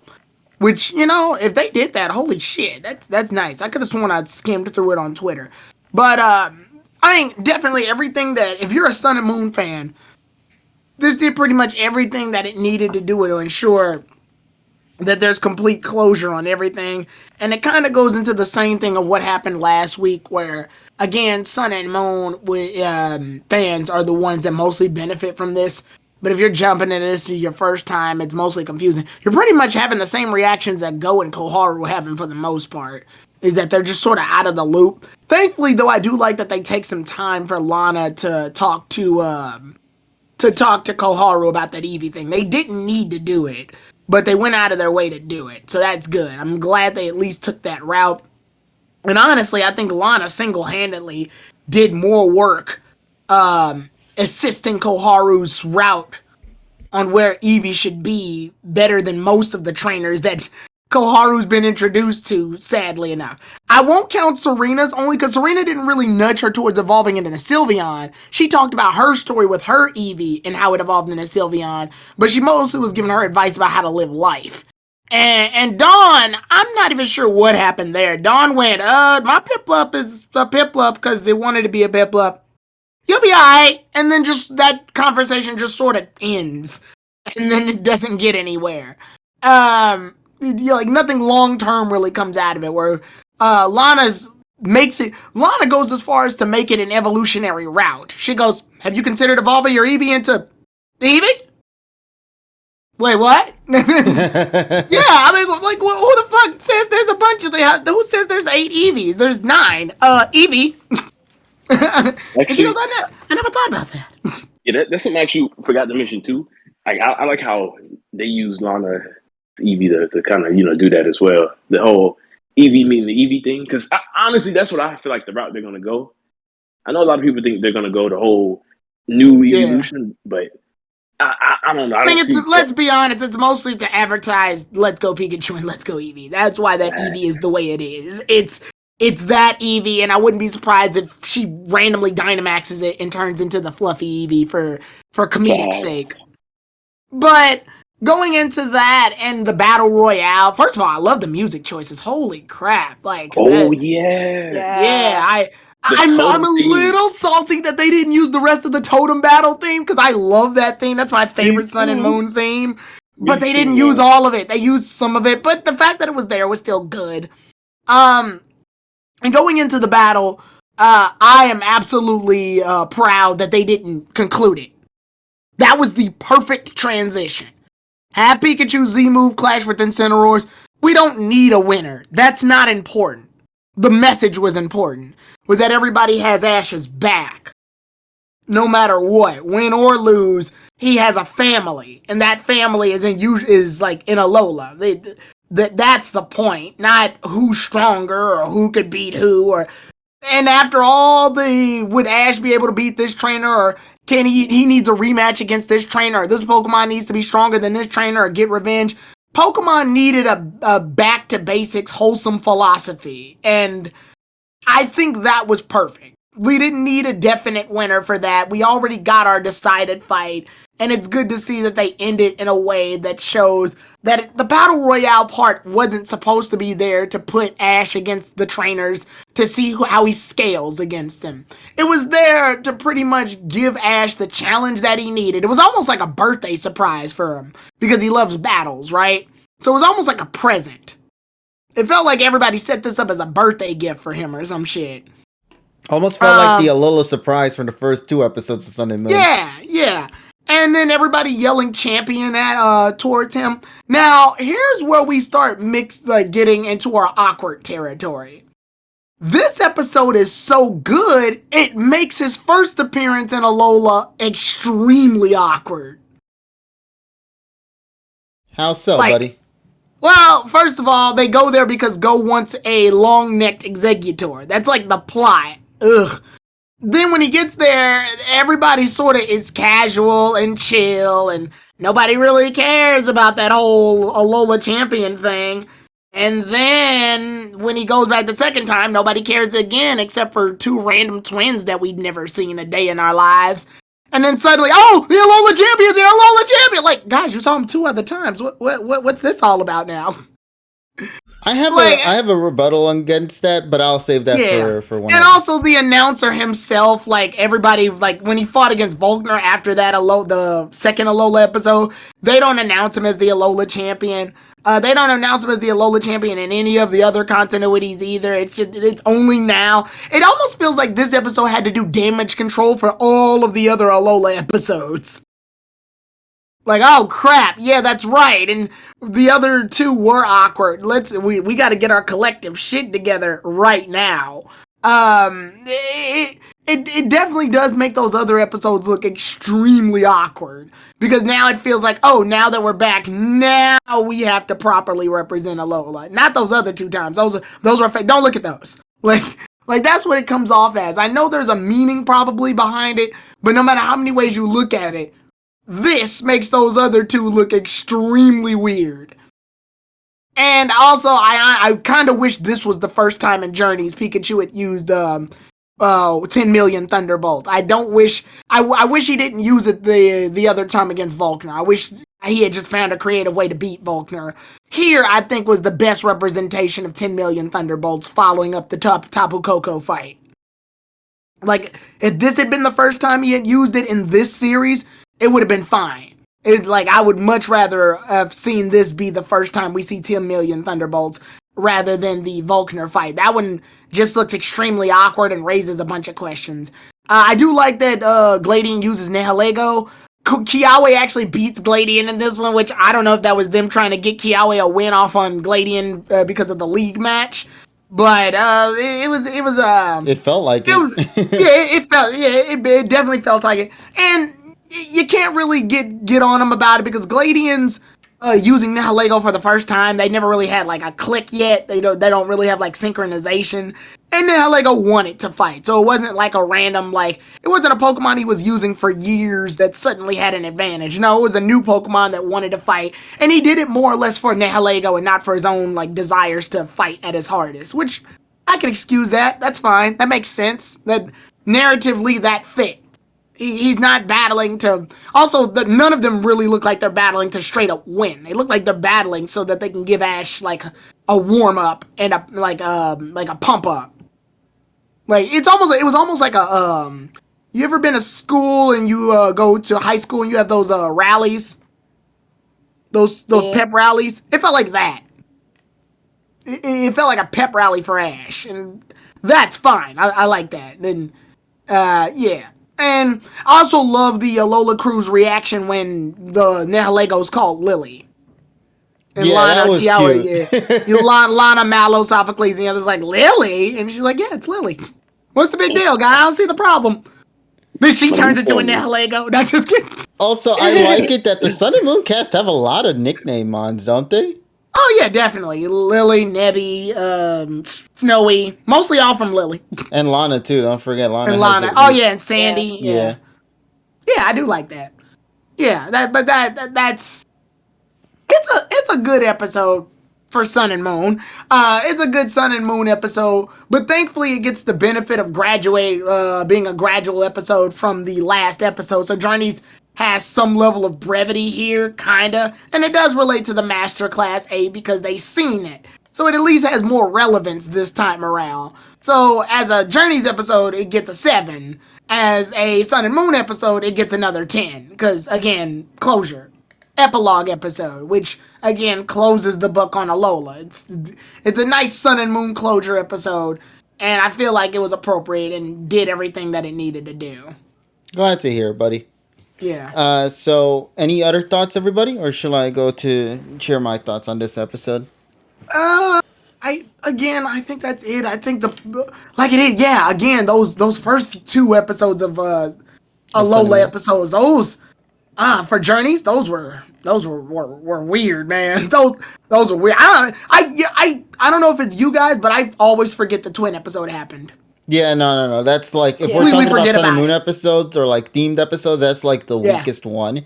But it still, at the same time, was a good segue as well for Ash to remember. All right, these are things I could do. So let me incorporate that into the next. Even episode. then, he just goes, yeah, there was a little tournament and I won it. I guess. I don't know, something about it is weird. It feels like this episode was a response to the fan complaints of a bunch of people saying Alola wasn't properly represented, so they finally buckled down and just did it. Yeah. I It feels guess. like a Yeah. lot of these episodes have been fan rub backlashes to former episodes. In fact, yeah, because like X and Y kind of concluded certain plot elements with Yeah, their Yeah, cast that's true. returning. The Team yeah, Rocket shenanigans was also another example of that too. Dawn also yeah. kind of got some of it through her Arceus special, whether you like it or not. I think it still did some good things for Fair. Dawn. So there were a lot of themes and elements when these characters came back this year in particular Yeah. that felt like a proper send off to not just their stories, but to the regions that Yeah, they are a part of. and I get it. Again, a lot of people have been telling me this recently, especially on Twitter, is that this is supposed to be a love letter series to the fans or whatever. I get that, but if from this perspective, just watching this, it's definitely been feeling like a lot of the older series have been doing the heavy lifting. I've heard a lot of people say, "Oh, they're praising Journeys for all the past few episodes in the last few weeks." Yeah, but it's not because Journeys exist. It's because Sun and Moon exist, or it's because X and Y exist. That's got nothing to do with Journeys for real. It's mostly just Sun and Moon was so good. At least to some of the people who liked Sun and Moon, it was so good that obviously it needs to translate over. And people go, "Well, yeah, it's a sequel series and it comes after." I'm like, "That's great." But they don't really write it off as such. The fans have come up with that mostly, where it's like, "Oh, this is the love letter for us, the fans." But you've introduced new characters and you've introduced a new plot and you even have a different title. This show, no matter how many ways you want to slice it, this show isn't called Sun and Moon. It's not called X and Y and it's not called DP. It's called Pokemon Journeys. Callbacks are nice, but I've always felt like they should be sprinkled into the plot to be love letters and callbacks rather than just you have to know what the old series was to even comprehend what the fuck's happening right now. None of the other series did that. When they brought back older characters, even if you didn't know them, they at least did a good job of covering what they did or who they are. For example, like I said, I've praised continuously May as my favorite returning character in Diamond and Pearl because the episode shows who she is, what she's been through, and how she moves the plot forward when they head towards the Wallace Cup. If May wasn't in it, the Wallace Cup arc would still happen. She's an addition. She's a bonus. She adds to the narrative. She doesn't make the narrative. That's the difference. And that should be the same here. Journey should be holding its own, and then the additions help boost it, but they shouldn't drive the entire plot. This feels so removed from the layout that they've done already.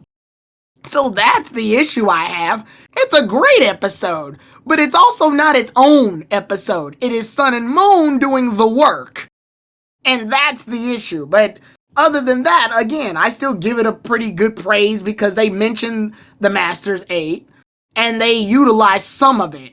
So I gotta give it the 7, and then the 10 is obviously because, again, it's a really good Sun and Moon episode. You know what this thing could have benefited from? Similar to What? something we had in the past with Journeys and also X and Y. Remember that Arceus special being its own separate thing despite still being canon to the storyline? Yeah. Like, I think that would have been the best route that they could have done with these returns. Yeah. Had them be like those spin-off, but still canon to the storyline. It's just not affecting the episodes or taking up episode slots that they could have Right. used for other journey-related themes and whatnot. Right. But yeah, that's just a little minor nitpick on Yeah. my side. But Go ahead, KG, because I know you're going to give it legit. all right, so let's begin real quick and just kind of take a second to appreciate how much has changed in 20 years, man. Like, when you really think about it, emotionally, this episode hits really, really hard. Because back in the first league, like his very first league in Kanto, when Ash had to call back his Pokemon, his Charizard who was sleeping and therefore had to get eliminated, one of the persons in the crowd was screaming at Satoshi, telling him, "Hey, what are you doing?" And you don't even see Ash's face. He's covered by the hat as he calls his Charizard back and has to walk away in shame from that and lose that region fight in the league. And then you transition 20 plus years later into this, and it changes so dramatically. Where now he doesn't hear, cries of complaints or anything anymore. he hears people shouting out loud to him, champion, repeatedly saying that, represent the Lola, you're for us, you know, bring home the crown, like shit like that, man. In 20 plus years, this man became from what was just a beginner trainer to now becoming one of the strongest trainers in the world, ranking at number 8 amongst the other titans out there. That is incredible to think from just like a fan's perspective, from somebody who grew up with this series, you know? And I love that. I am such a fan of that. I'm so happy to see that they did that. It felt like a nod to that first league, in Kanto to now, where the perspective is a complete 180. Ash deserves all of this. I'm gonna be real with you. I think this is legitimately the best Ash centered episode he's ever gotten in the entire meta series as a whole. Because like most series always tends to focus like a little bit on his character, but it also tends to focus on his Pokemon alongside that. Like with X and Y, it's usually stories revolving around Ash and Greninja because they were the two core characters of that generation. Or say like in Diamond and Pearl, it's usually Ash focused with his entire Pokemon team and all that. But like this episode genuinely felt the most towards Ash. Like this was his episode. Like the people were cheering for him. The people were chanting for his name to represent the Alola region, to represent this world, and to just let people know that. I love everything about that chant, man. It's just so incredible to me. I can't be happier with that, man. There's just so much to gush about that scene. But let's talk about like the fight first of all, the battle royale. I love the 4 trainers used in this fight. I loved what was it, Gladian. I loved Kiawe. I loved Kukui. I love Satoshi because they represent 4 generations. Also, what's happening with my dog there? I might need to check on him. Hold on a second. All right. We'll buy time then. So, yeah, just what is there anything that you think? All right, there we go. Added? That was okay, yeah. Don't worry. Right, yeah, my little doggy wanted to come inside. He wanted to say hello, so I brought him. Because I saw Hal weirdly, because we were talking about him a couple of weeks ago. Yeah, a couple of days ago. But did anybody see Ilima? Was he there? No, I didn't see Ilima at all. Hmm. I think because Ilma, he mentioned at the end of the league, I think he's traveling now. So. Oh yeah, that's right. Yeah, so it makes sense. He came from Kalos in Sun and Moon. Yeah, exactly. So he's region hopping. What about the golf chick? She's one of the. Well, actually, no, we didn't even see her. Yeah, we didn't see her. We didn't see any of the other Kahunas aside from Hala. Haley. Like we didn't see Olivia. We didn't see.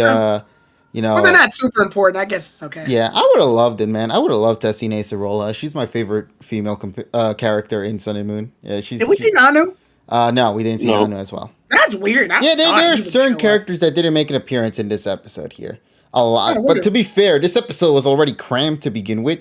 It must have, I assume they probably wanted to bring these characters back, but they wanted them to actually have voice roles, but couldn't get all the cast members to come and voice these characters. So therefore, they're just sort of not in the picture. So yeah, there's just a lot of things like that. But getting back to the episode at hand, what I love about this episode is just for an Ash centered episode, this nails everything. This feels like an epilogue for his character, even though we still have more of journeys left to go. Genuinely speaking, if this had been the final episode, after the Masters 8 was done, Ash came back. He came back home with the crown and everything and was considered the #1 trainer and represented Alola beautifully. And then that Z-move clash with him and his father figure, Kukui, like that at the end. That right there, I even did the edit on Twitter. That right there felt like it could have just ended at that point and everybody would be happy. Because I think they nailed a lot of it. After the Serena episode, I saw a lot of Amore shippers go at the end of Journeys. If him and Serena get together, or they do a time skip with him and Serena, that would be perfect. So, based on whatever series you like, there's so many different endings. Thanks. Yeah, there's so many routes you could have taken. Yeah. What were you saying, Trey? He was just Oh saying no, I facts. was just agreeing. Yeah, I was agreeing. No, Yeah. I agree too. Yeah, it's just that like hell, you could even have like if this was the final episode, have Serena there as well show up, like seeing that she cares for Satoshi, she could show up there as well to watch in the stadium play. I mean, there's nothing saying that she cannot. But this was more so focused on the Alola region at this point, so it only made sense that we couldn't see that at this current time. But still, just my God, man, I love this episode so much. I genuinely didn't think they could do better than what they did with the Lily episode. And then they said, bet we're going to do it. And they did. And then some. For Ash's character, this means a lot to him. Like, from this point onward, and I've stated this during the past stream and whatnot, like, no matter what, at this point onward, Ash and Alola are so interconnected with each other because of how much of an impact Sun and Moon has genuinely left for Ash's character. This is his second home, man. Literally, the final shot, which I think is probably one of the best to be continued shots that they had, was just Ash looking at the sunset in the horizon by the sea, and all you see is him just there while the narrator's saying is the people, the Pokemon, the battles, the experience that he's had are all backing him up as he approaches the Masters 8. Like, that is such a finale for an episode. I loved it. And as Tyrone stated before, I love that the battle did not need to show the results of the aftermath because that was not the point. But what really made me appreciate it was the fact that it felt like another series. Does anybody remember Yu-Gi-Oh! GX with Jaden versus Yugi fight? Yeah, That when felt like that. right before the final attack, Jaden's just looking out at the sunset. Yeah, because what was the core point of that message? It was simply for one thing only: to regain his happiness, to understand what he had lost. And to me, this felt like that too, where it felt like Ash had like remembered what he really is as a trainer. He's not just simply a Pokemon trainer no more. He is the face of Alola. He is representing a region. That's why that man out there screamed, "Never forget that you're representing Alola. Never forget that we're rooting for you all the way. Like, you got this, buddy." I also love that one message Kiawe gave to him where he's like, come and bring home the crown, or like, yeah, bring home the crown. Like, I love that because that's stating that that's his home, man. We know he's tied to Kanto because he was born there, but I just love that they say it like that because they know how much he as a character means to this region. Shit like that, like the storytelling in this episode is absolutely incredible, man. I love it. I love the fact, I don't know if you guys you watched it, obviously. Everybody's watched the first episode of Pokemon. But I remember very specifically when Gary was about to start his Pokemon journey, he had all the people in Pallet Town just cheering. He had cheerleaders and a limo and shit, or a car or whatever. And he goes off. And when Ash goes to start his half of the journey, because he starts after Gary, it's just like 7 or 8 people in front of his house with like little noisemakers and flags. And Delia just going, "We're so proud of you, Ash." And he just has this small little group of people from Pallet. Now you look at that, and then you look at this episode with everybody yelling champion. It definitely like hits a certain way. It definitely allows you to look back just beyond journeys, beyond whatever series you're watching right now, and go, this is pretty much what Ash is now versus back then. I know a lot of people keep using the one where he's booed because his Charizard won't fight, but I think this is a better representation of the praise he's gotten. Where these people are praising him for just starting his journey and hasn't really done much yet, to this, where he's influenced and such so many people. Even without the status of champion, I think Ash's influence alone, I think, is what has caused all these people to rally together like this. Absolutely Not just agree. in the series, but as a whole, like even outside with the audience and the fans. I But actually have a question. go on. Do y'all actually think? Because I feel like this was a good like final Sun and Moon episode, but I actually feel like they could do one more. Do y'all think they could possibly do one more Lola episode? Because I have like ideas for a finale after the Master Thing and everything. Lay it on us, Trey. Yeah, let's hear it. Oh, but also So- just to be clear, 10 out of 10 for me, of course. Yeah, for sure. Like, I feel like they could do, because there's some stuff that's still kind of open. Like, I feel like there was, Go and Kiawe mentioned that they were going to fight again. There was the whole, they came back to the school, But I also feel like they should have done like a final class or something like that, where I guess you could say kind of like a graduation type of episode. Like Good maybe idea. after Ash, yeah, after Ash wins, I guess his graduation is him being world champion. He comes back. All the other students are kind of like, they one more celebration. Maybe we see Kiawe might have became Kahuna or something. Because remember, he went to go train with Olivia. Then get to see like him and maybe Go fight one more time because this is after Project Mewtwo. I feel like that they could do one more episode like that. Like a where they are now situation. Yeah, or like just kind of like how how Ash went on this journey and this that and third and now he's world champion. Like to see how everyone else grew together and they just celebrate everyone at the same time. Well, I kind of did that during their when they were doing the V-Vault thing and the credits were going, and you could see all like every character doing like their own thing. Yeah, like I could see them possibly doing something like that for like a true final episode for Sun and Moon. I like that idea. Yeah, there's just so much to gush about just from the impact that this one episode left. I think that's my favorite thing about this episode is just there's just so much that it left on the table, but at the same time, even if they don't touch it, I'm still satisfied with it regardless. Because like another cool thing as well, it's like when you look at like the themes this episode brought to the table, like for example when if you think about in the past when Ash talked about his past experiences, he always referred to himself as just a challenger and all that. But like in this episode, they're like, listen, you're not just simply a challenger, you're a regional champion. Go out there and have fun and show the world why you're a champion. And this episode solidifies that. So yeah, that's just my take on it. But Taro, like anything else that you wanted to add to this real quick? Not really. I've said my piece. Like I said, you're more of the Sun and Moon fan, so yeah, I'm sure you appreciate it more.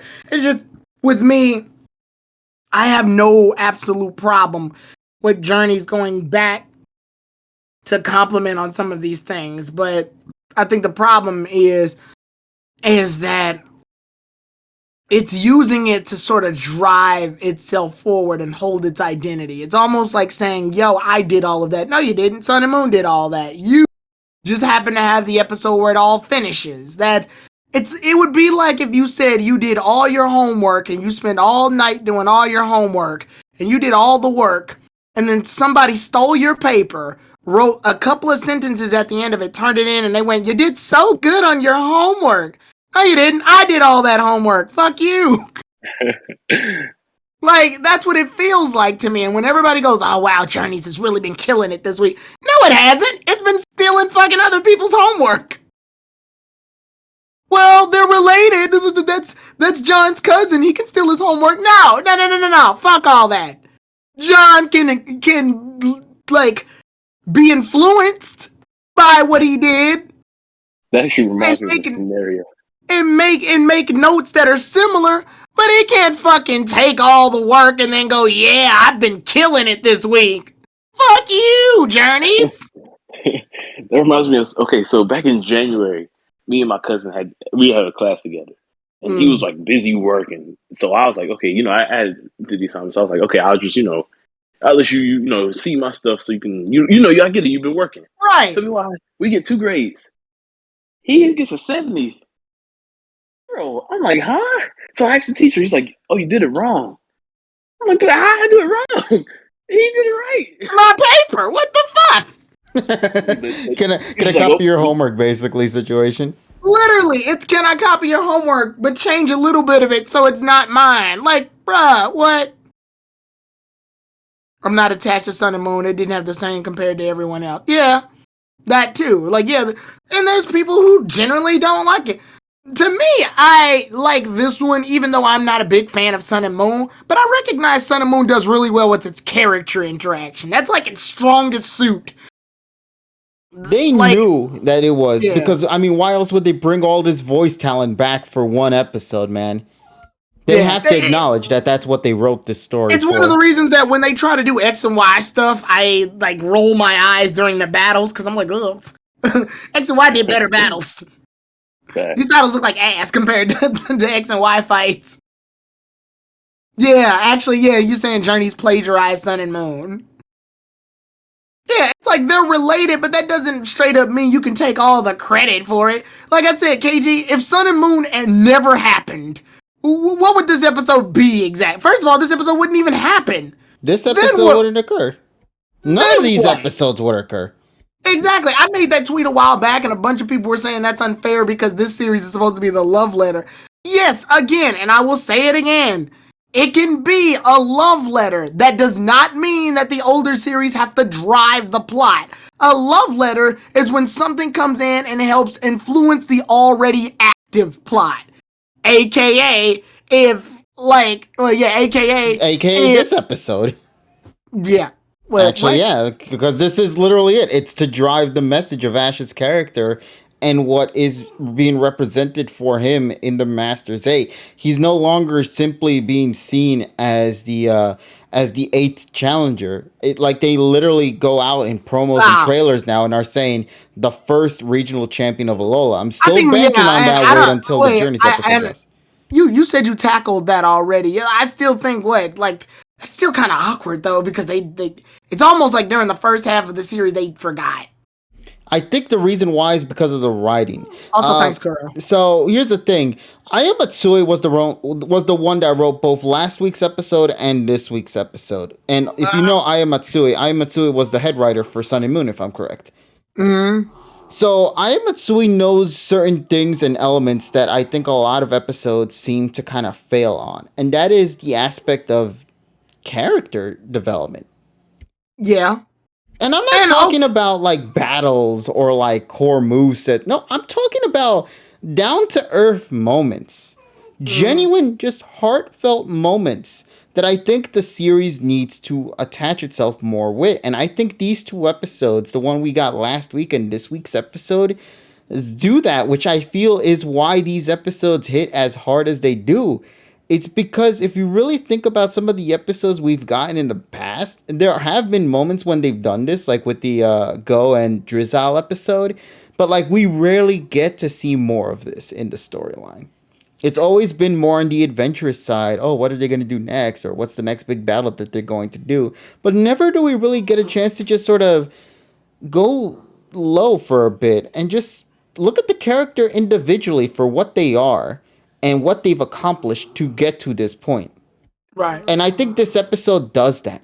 Because this episode focuses on the impact that he has left in the region of Alola. His battle was so influential. He became the face of Alola. There's a reason why that chant scene, at least to me, hits as hard as it does. Is because that is such a big game changer for Ash. No other region can ever do this. Hell, and I'm hearing what you're saying, and I'm hearing what you're saying, KG, and you're absolutely right. I think the issue that like is coming up here though is the reason you gave, while it is true and definitely feels true, it not for this episode obviously, but for those other two episodes, it feels like a too little, too late situation. Here's the big thing I want to bring up, because I did tell you I was going to rebuttal that moment there. Yeah. The only reason why it became such a big deal in this episode is because Kukui planned all this. He knew Ash was coming in advance, and therefore was able to plan all of this in advance to get to that point, whereas with the Alola one, it probably was on same day, and therefore couldn't have done this big monumental deal. But also the second important reason why I think this is also the case is they call it something in particular in this episode. They call it the annual Champion Battle Royale. Yeah. Which is such a big deal with just that one word alone, annual. So I'm assuming they're trying to say that more time has passed compared to when Ash first visited Alola in the earlier episodes of JN to now. But I think the problem here is now all that means those first two Sun and Moon episodes, or those first two Alola episodes, should have never happened. That's literally all that tells me. It just tells me those two episodes shouldn't have happened. Yeah, Go makes a reference to bring back that situation. But for the most part, it's sort of a haphazard line that goes, oh yeah, it's that girl that traveled out there, which is something Ash could have told them a while back. While, if anything, it could have been something that he discussed during the Nihilego episode to them. It's sort of a tossed out dialogue that could have been used in any retroactive episode. It's just that I don't think it would have worked in But that they moment stick because out like a sore thumb here. Like it very much makes those episodes weaker for it. These episodes are so good it makes those other two episodes weaker. I I feel will like say they at least don't. But Terry, what were you Go gonna ahead, say? Trey. I was about to say, at least for the first episode, it doesn't make it weaker because yeah, it does in terms of Ash's character. But the first episode, I feel like had more focus in terms of Go because they had the whole Go and Kiawe. Right. I'm not sure, his rival thing. I feel like that was honestly good for Go's character back then. Honestly, I hate how inconsistent Go was because I feel like after that moment he should have been doing a lot more better, but he was still having this weird moments like recently with Gary and this, that, and the third. But I feel like that episode, at least the first Alone episode, still kind of stands pretty high. Now, Yeah. I agree with the second one. The second one, I will agree. That whole them bringing up the champion thing then did feel weaker than how they handled it now. But like what KG's saying is a valid reason. It still makes it awkward though. That's like saying, oh, go on. That's like saying, oh, this giraffe is covered in mud and laying in the middle of the street because it got hit by a mud car. Okay, great. I understand why it happened now. It's still dangerously awkward because I don't see it every day. I think the only reason, like, I'll agree with you to an extent, but I will say if there's any episode we can all agree on that felt the most haphazard, it's episode 2 of the Sun and Moon stuff. Oh, the twin the shit. two twins. But like episode 1 genuinely felt more better because had they not been introduced to this series, because you mentioned this last week, Tyrone. You were the one that brought this up. For somebody who's never seen any series prior to it, and this is their first episode, this is gonna feel so weird to them. Yeah. So, and I said the last time when we talked about that episode was my criticism was it felt like it didn't gel with the direction that they were going. Remember, before that Moon episode, Ash had lost to B, and I thought that was their attempt to cheer him up. But no, that's what I'm getting at. wants to catch long-necked Executor, and I'm like, ugh. No, I'm getting that. Like, I understand. In terms of the Journey's plot, you are correct. But I think from, like, the perspective of gradually introducing elements from Sun and Moon to get to this point, I think it feels natural.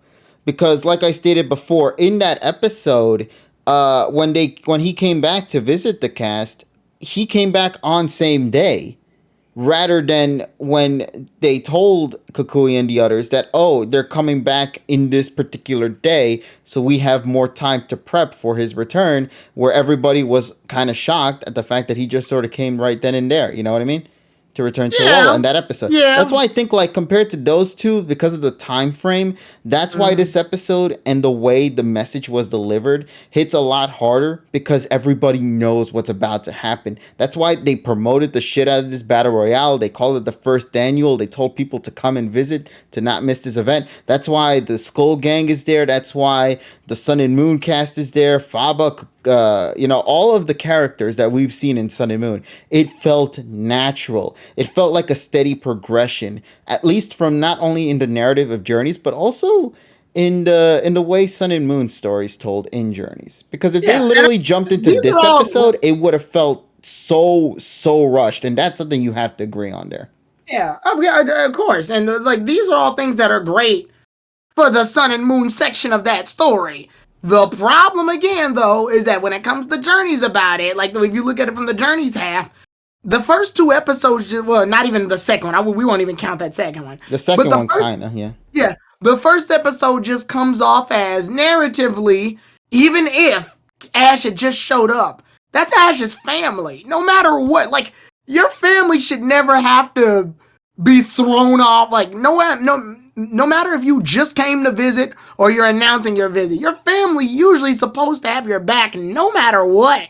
So Ash showing up and then them not really mentioning the PWC or how he's in a slump because he lost the B or none of that coming into like the light or the plot of Journeys currently, none of that being addressed will make it feel awkward. And like you said, it's because of the different writers.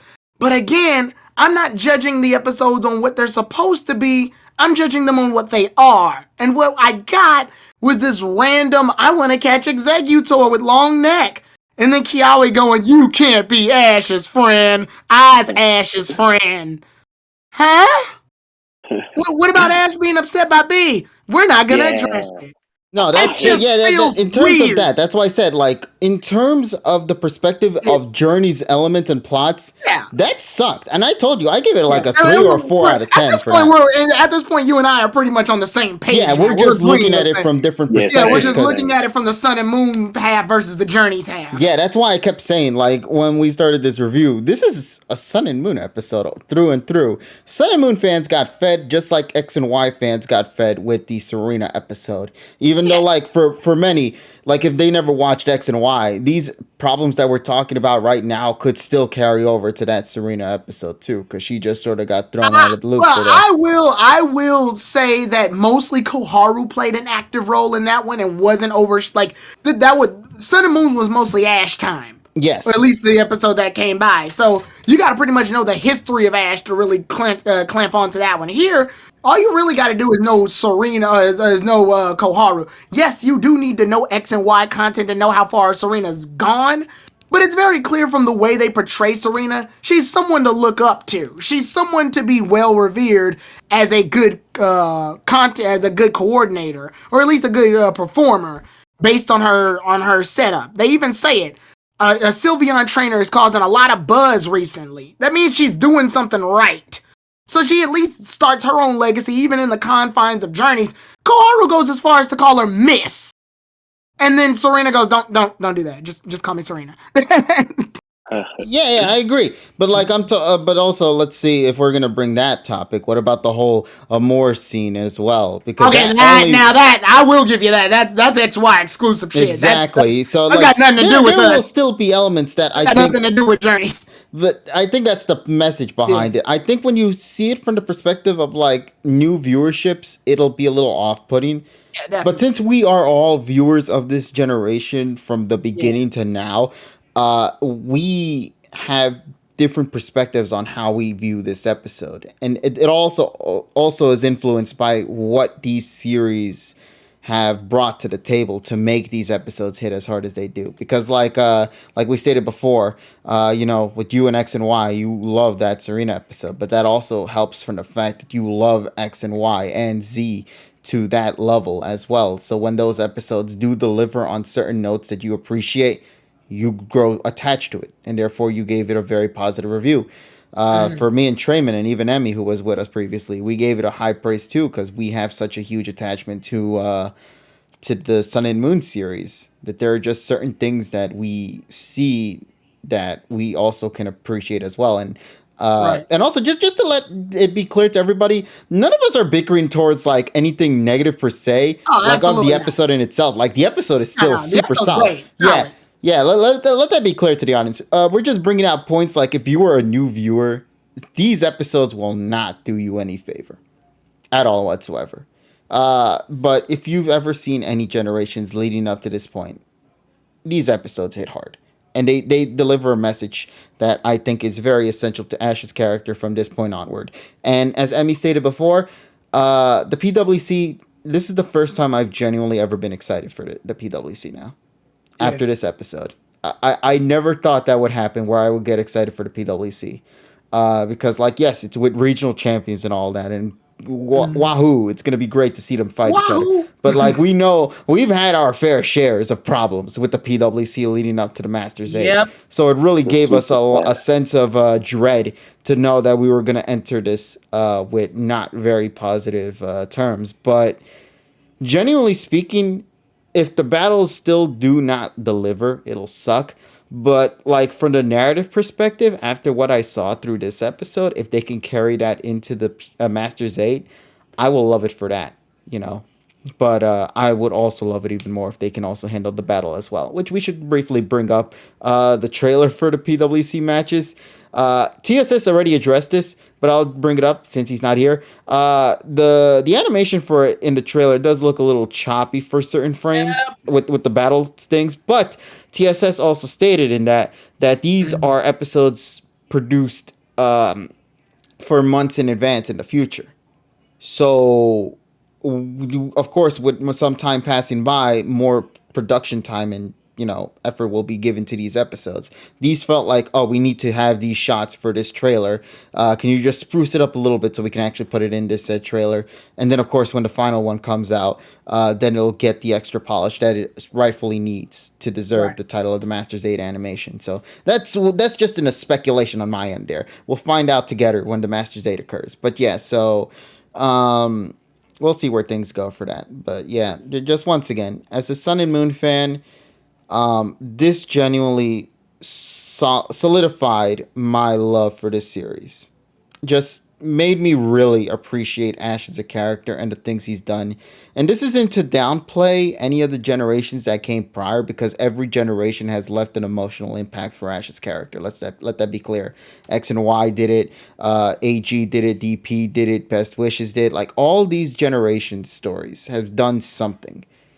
But I genuinely believe that none of them can deliver quite like what Sun and Moon did, because of what of an impact it left on Ash's character.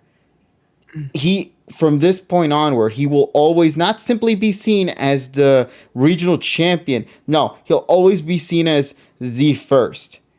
He will always be the one to carry that title. No other person out there could get a title such as that. And I think that's what makes me appreciate this episode, and just the storytelling from Sun and Moon's perspective just that much more enjoyable, man. For me, personally. There's just so much that this episode carries, and ultimately changes Ash's character as a whole. And now he knows that. And that's what I loved about that. Let me bring up this thing real quick. This is what makes me love that final shot of this episode so goddamn much, bro.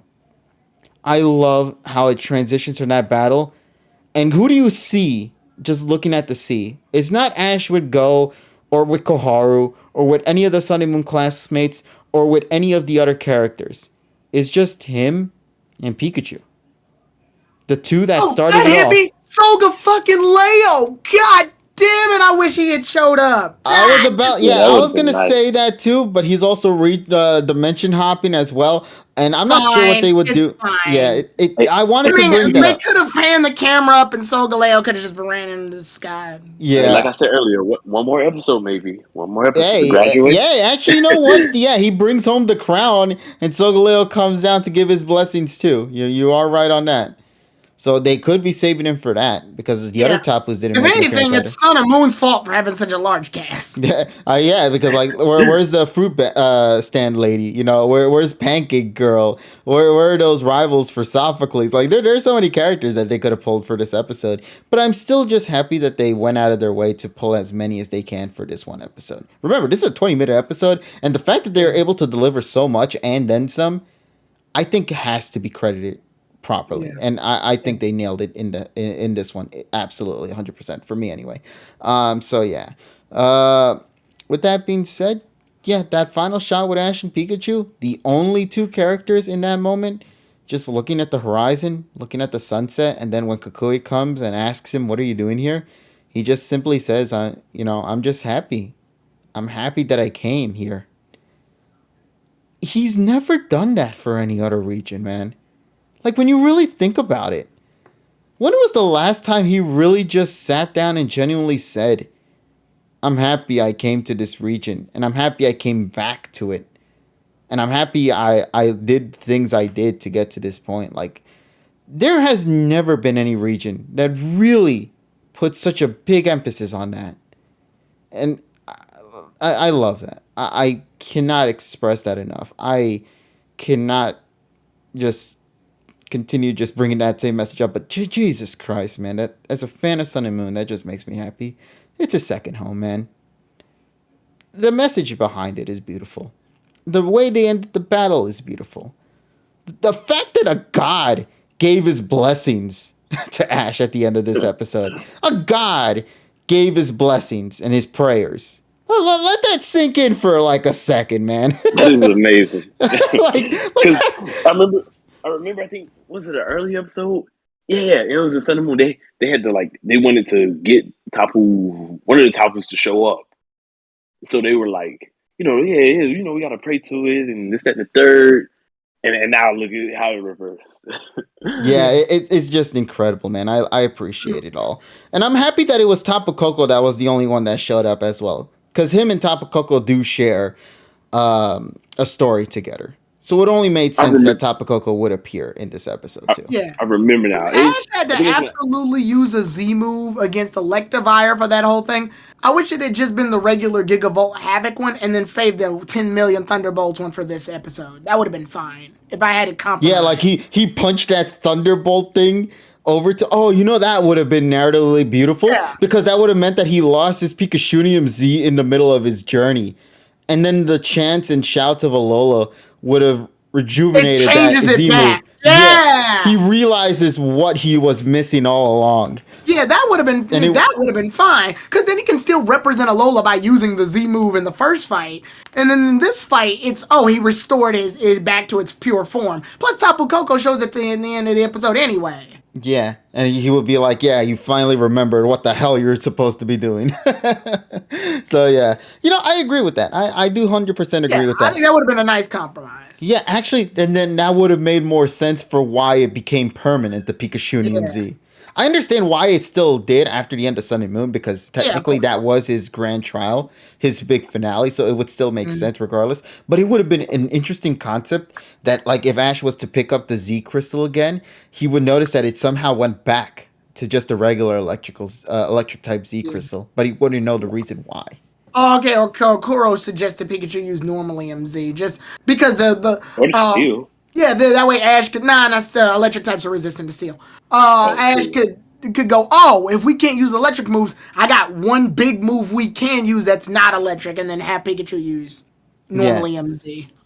It would have That would thrown have him been off fine. guard, and it would have lunged him straight into the walls and then come knocked him out from then and there. Actually, that would have caused less controversy than Pikachu using an electric attack on Electivire, because no matter how many ways you slice it, that battle's awkward. It's awkward because even if you can make because they try to cover it up by saying Pikachu's power was just too big, the numbers was oh my god so big, it still comes off awkward. It feels like a haphazard band-aid solution after the fact.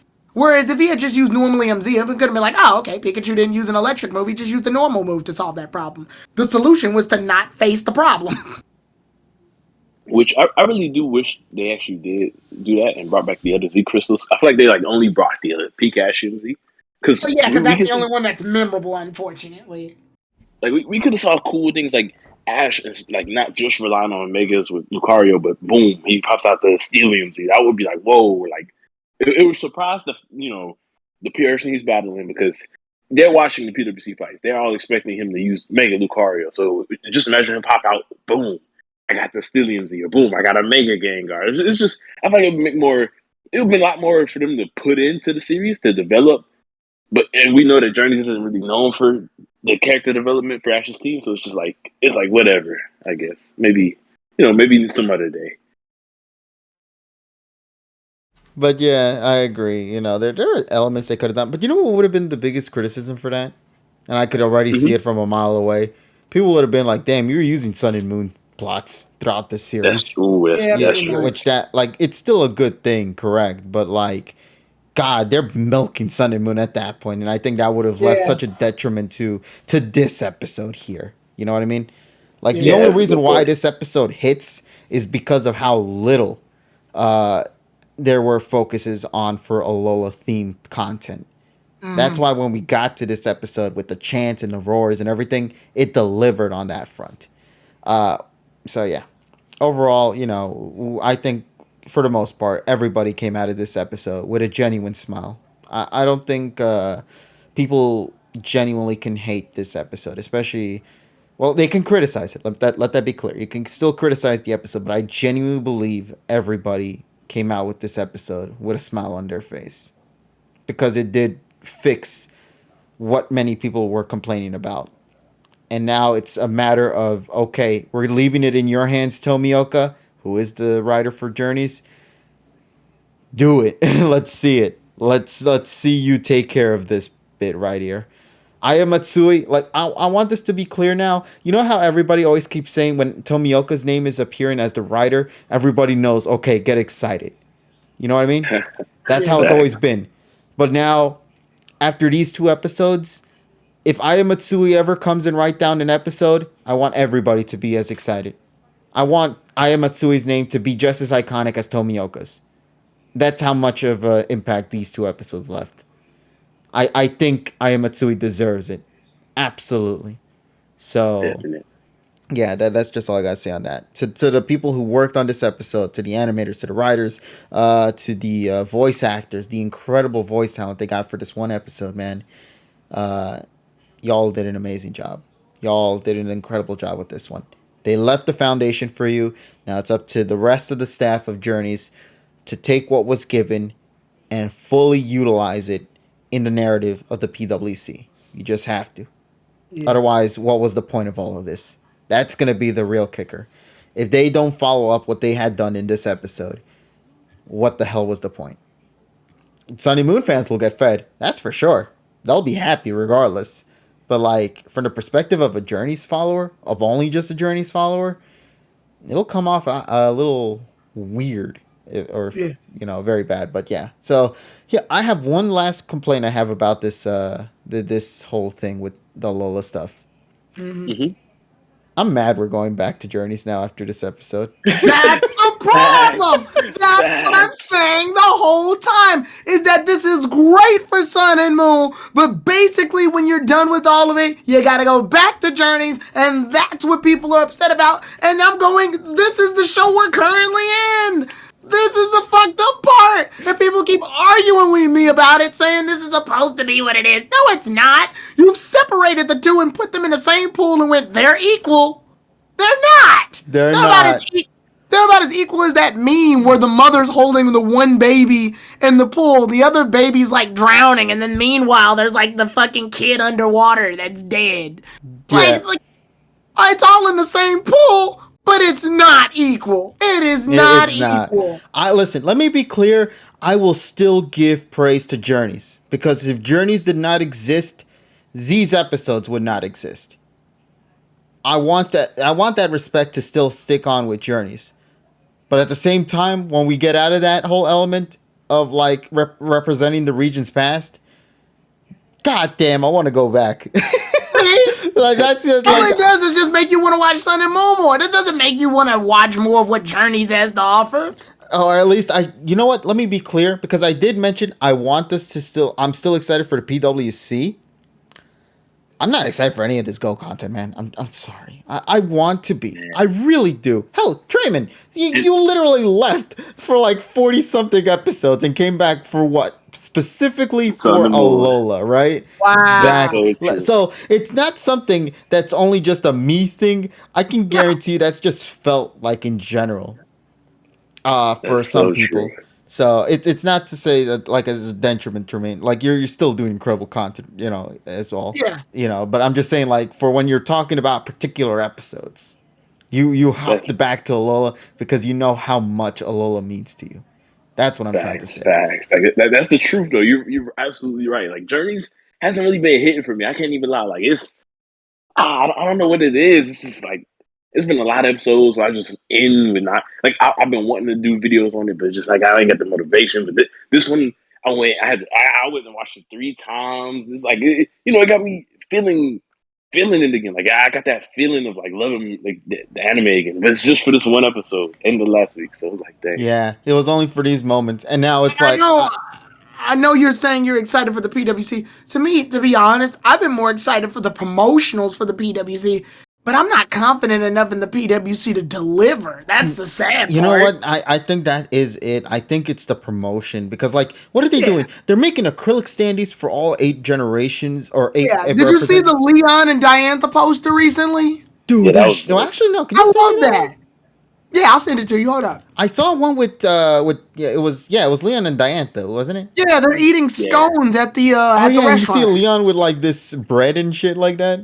Yeah. Yeah, Charizard. Yeah, Charizard has the goofy face. Like, you know, I like that. I want more pictures of like the Masters 8 just hanging out, like before the That's fight. my big issue. We're going to the fights, but bro, I mentioned this early in Journeys when we learned about the Masters 8. I was saying, how cool would it be if we had an arc that focuses on all the Masters 8, but they're just doing genuine shit.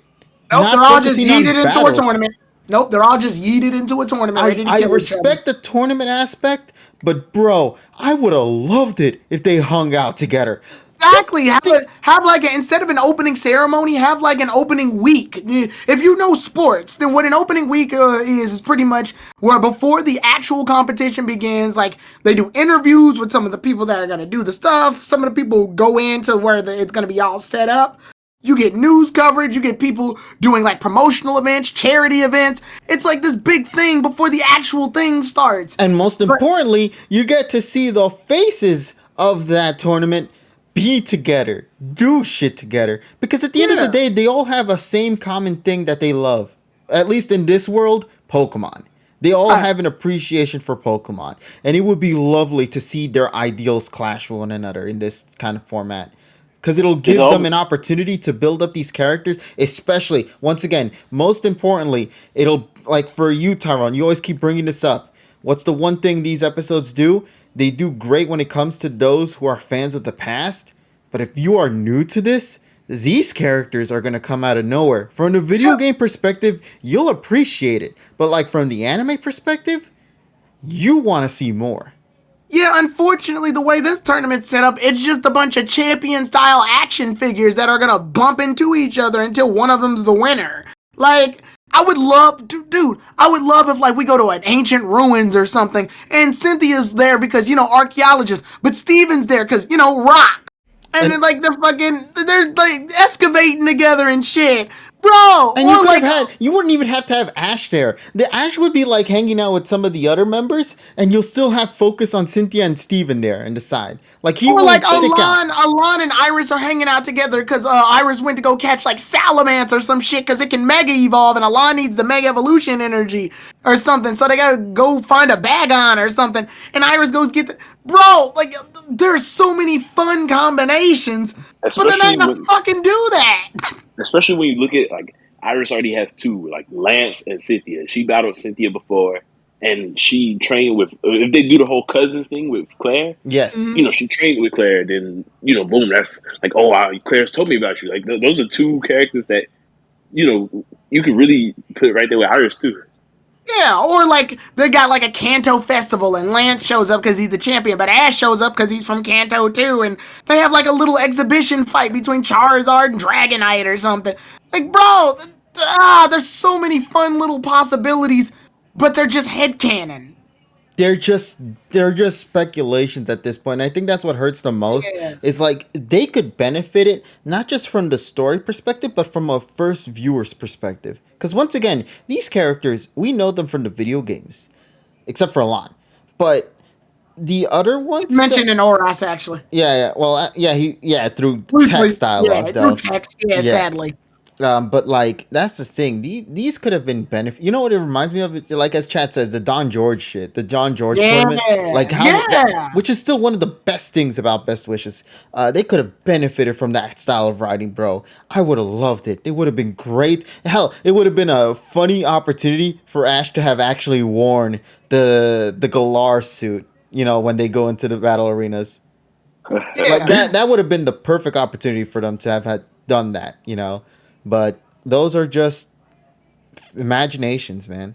Unless we're wrong, and just from this point onward, when the PWC starts, from this point till the final episode, it's literally nothing but little sprinkles. And then they have like an opening, and then maybe they have like an opening ceremony. But in order to do the opening ceremony, they have like a performance, and it just so happens that Dawn, May, and Serena are the ones that do the performance because you know those are people Ash met before. My god, you know what, that would have made sense. Like, what if Dawn's return was like, oh, I'm taking some contest in hopes to achieve something, but she never specifically states what it is until she gets to, you know, it's like she still does her stuff in the background, but that would have been a nice gradual build-up and would explain why Dawn has appeared so many times in the series. Yeah, and then she's the opening act, but then when it happens, Jigglypuff winds up falling out of a plane or some shit, I don't know, and then, like, it sings and everybody goes to sleep for a couple of seconds, because that joke. May, Dawn, and Serena halftime show. Exactly. The part about that bugs me about the whole excuse of this is a love letter and the show's supposed to, it's a love letter on surface level. And surface level alone, when people say it, they always say it in the defense of when I bring up that issue. But then when I bring up opportunities, suddenly it's like, oh, it's no longer going to utilize those because the show's half-assing it. It's saying it's a love letter to the series only at the things that seem convenient. But not necessarily to what the current series is doing. If you want it to be a love letter to the series, then you're going to go all in. The problem is they're not going to go all in. Everything we want to happen, even like what Trey Man said with the graduation, these are things we want because we know these would be love letters to the fans. Mm-hmm. Sadly enough, Journeys is a love letter to the fan, only in the sense of let's borrow the old show shit. To better ourselves. To better ourselves, not use it as a decoration for an already well-built series, because that would require work. Yeah, like you said, like this would have made a lot more sense for why all these characters are, are Showing doing things. up. Yeah, because like think about it. What was the whole gimmick behind this series? It's about the world travel. It's about the world building. What would have happened if you used all that world building and brought it home in one location where you got to see everyone's story gradually all happen to coincide in one spot at the end? Dawn was working her hard to become a performer in the PWC. You hear rumors about Serena's performances, how she's rising up in the ranks and became a master rank along with Lycia, who could also be a part of that too. And it makes sense because it was narratively told before the PWC occurred. And even May to an extent. Wallace, like when Wallace met Ash, instead of that, fake battle. Oh god, that Wallace thing was so bad.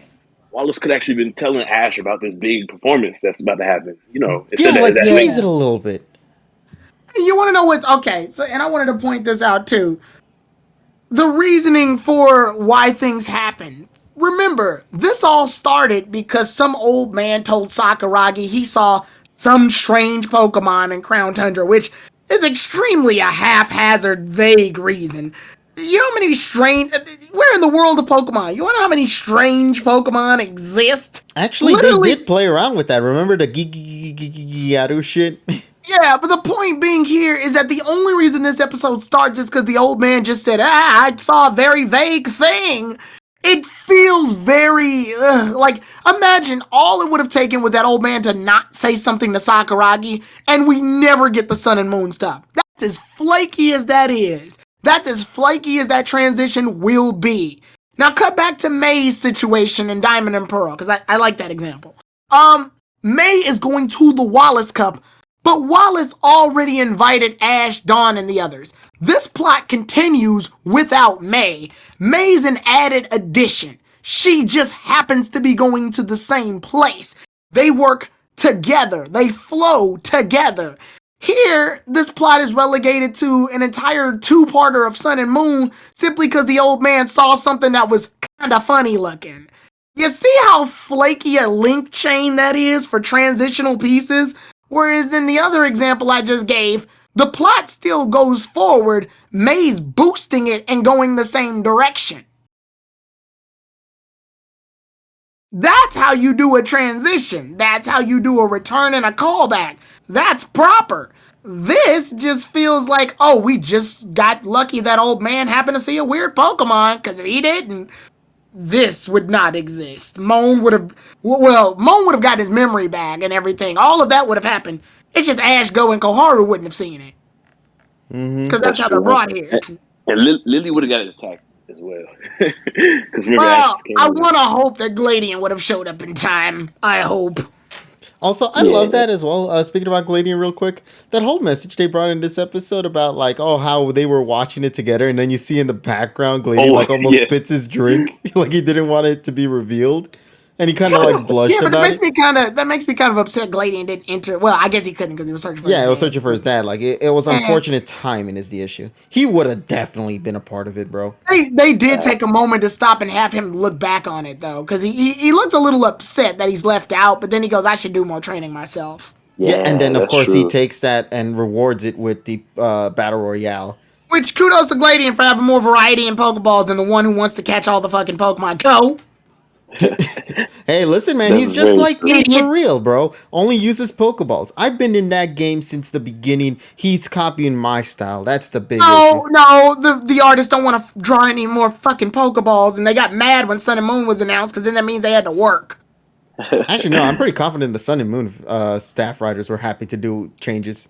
Like, goddamn it, now I gotta draw the fucking Dusk Ball. I hate that thing. Why It's did got too they many draw styles. Rowlets and Lycanrocs and Rockruffs and Littens almost every single episode? They love that shit. They know what the hell they were doing. Well, I'd more or less I'm talking about the artists. Oh Like, they were yeah, like, oh yeah. In terms of that, like they not the probably writers. nah, but bro, like I loved all of that shit though. Regardless, but I mean, yeah, and obviously I know you're joking about the whole goes Pokeball only oh route. yeah, It's just to me, like for it someone who wants to sucks, catch a bro. bunch of Pokemon, yeah, for someone who wants to catch a bunch of Pokemon, you would at least you don't have to Especially get every Great Ball. Pokemon with variety, but at least look into it. Dude, At he least went try to into a look into Pokeball it. shop in that At Grookey least, Yeah. episode. Ash at literally least Great. said it one time where he says nothing's pointless. Everything helps me become a Pokemon master. So Go should be following that same philosophy. Like whether you like Pokeballs and use them as your only tool or not, at least look into them. Especially because he's representing Pokemon Go. They would at least expect the Great Balls and Ultra Balls, maybe. Because Exactly. those are in the game, No, they only draw that for the logos of the class. That's as far as that goes. Actually, no, Yeah. never Oh mind. man, No, because the champions and Elite Fours they have Ultra Balls and they have Great Balls. You see them when they bring out their Pokemon. Yeah. Yeah, Yeah, they like do. in Journeys they draw it. They draw it for Yeah. those characters, but not for Go. And it makes no sense because it's like those Pokemon aren't coming back anyway until like 60 episodes later. So why can you just draw it for this one episode? They're always that's outside of their true. Pokeball anyway. You never see them Lazy. in their Pokeballs. Lazy. So that's what I'm saying. That makes it even worse now when you think about it. All right, but yeah. So overall, great episodes. We got one coming up, I guess, this Friday.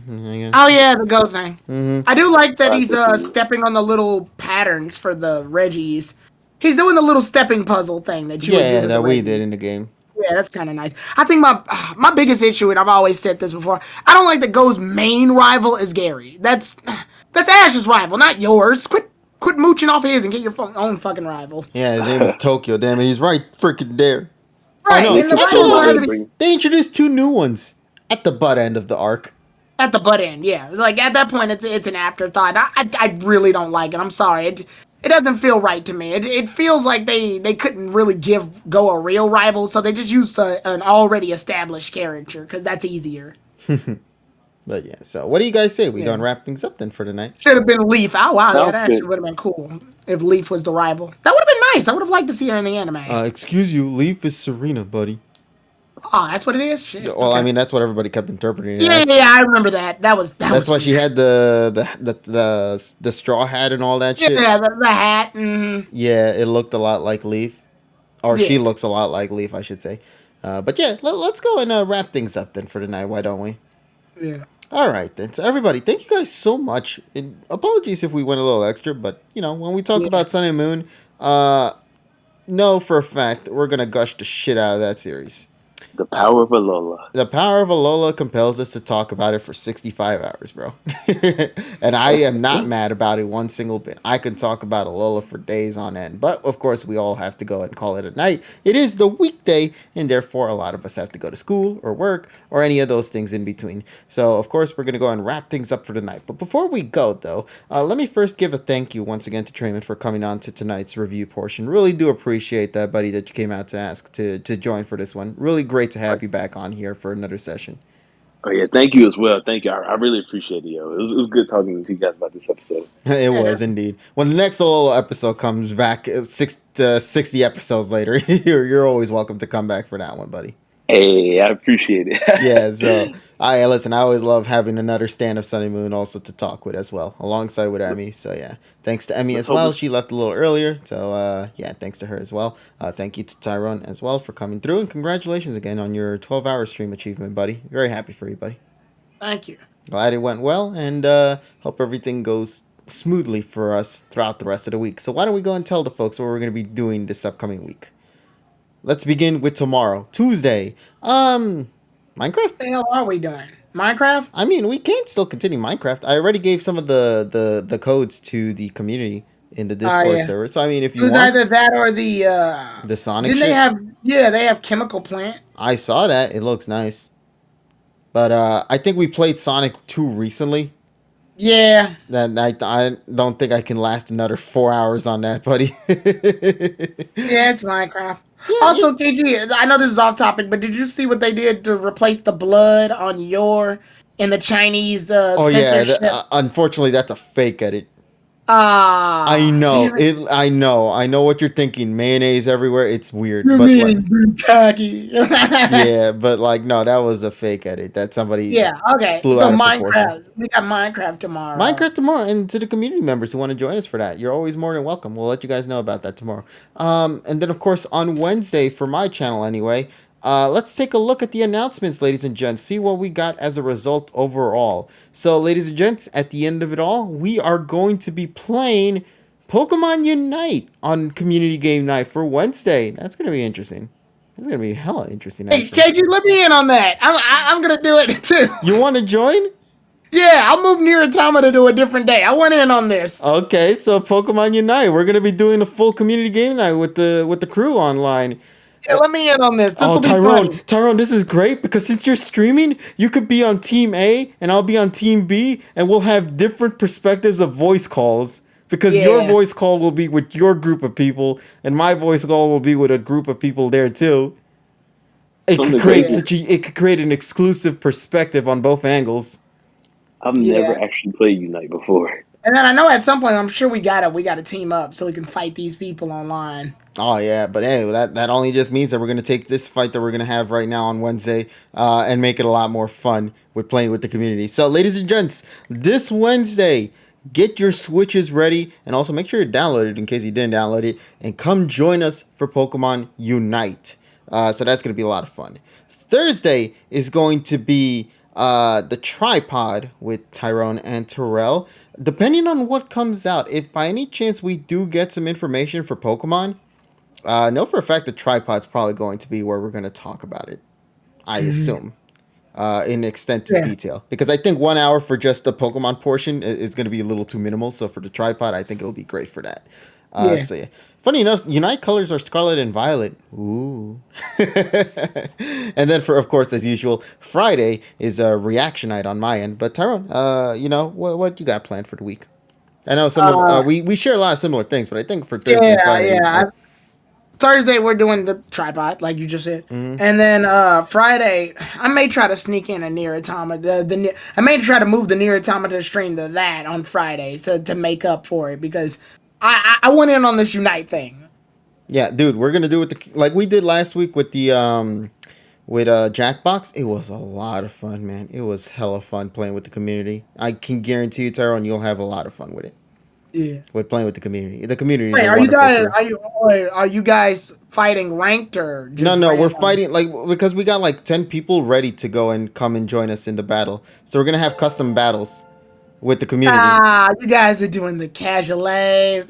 No, well, to be fair, the reason why is because we never played it, and therefore we want to learn it first before we go into ranked. Don't you think that makes more sense anyway? Why would I jump to rank before I know nothing? Yeah, I'm here for it. I'm let's practice first, Tyrone, before we decide to put our names out in public and get ourselves humiliated. Yeah. I don't want to be like how it was with Zach in the Champion Leagues, where I got 2 points, bro. You know what I mean? Let me train first, and then we talk. All right. Yeah, practice makes perfect. After all, I mean that's how he got so good with goddamn Daisy, man, in Smash. So yeah. So there's that, and you said for Saturday, what do you got? Round table. Okie dokie. Sunday, Which anything? Trey, if you're still active, you can join me on that. Okay, bet. Yeah. Wait, you said it's on Saturday? Yeah, it's on Saturday. We 2 weeks ago we did a character breakdown for Go actually, and that caused a huge discussion. So I think we'll do Koharu this time around. Oh, that's a good one actually, because I actually been meaning to make a video on her. So I'll be definitely that'll down be to that'll be our crossover experiment. Hey, sounds good. Yeah, so join What Trey time- Man and I. What time on Saturday? It'll be I'm shooting for noon. Okay, bet. Yeah. Well, specifically, what time zone, though, buddy? I'm Trey, on you're Eastern, right? Okay, so it'll be 1 your time, noon my time. Okay, perfect. Yep. All right. All right. So, and then Sunday is Final Fantasy X, which, yeah. All right, ladies and gents, this week is looking to be packed. I hope you guys are looking forward to it. A lot of fun shit beginning tonight with the conclusion of the pod. But tomorrow, tune in for more silly shenanigans. Thank you to all the folks that have followed us today. I see Civ and I see Kibo following. Thank you guys so much for that. Much appreciated. Thank you to everybody for tuning in for tonight. Thank you to Trey for coming through as our guest of the week. Thank you to Tyrone and Emmy for coming on through. We love and appreciate every single one of y'all. And we hope to hear from you all again really soon, starting with tomorrow maybe. So if you guys would like to join us for Minecraft shenanigans tomorrow exclusively with the Discord community, do let us know. We'll be happy to have you on board for that, but we'll keep you up to date before the stream begins. So yeah, do note on that. So yeah, let's call it a night, everybody. TSS isn't here, so we can't say the goddamn magical words he would always say, but Tyrone, can you take care of it for me? Wash your fucking hands. Thank you, buddy. All right, then. Everybody, have yourselves a wonderful week. All right? We'll see you guys again next week for the PokePod session 147. But if you want to join for more silly shenanigans, follow the channel if you have yet to do so. Subscribe if you can with your Twitch Prime, just as a reminder, as usual. And we'll speak again soon. All right. Take care, everybody. Bye-bye. Alola. Alola, indeed. Hello, One more time. Hello, Mamola. Isn't he that Digimon? Yep. There we go. Night, everybody.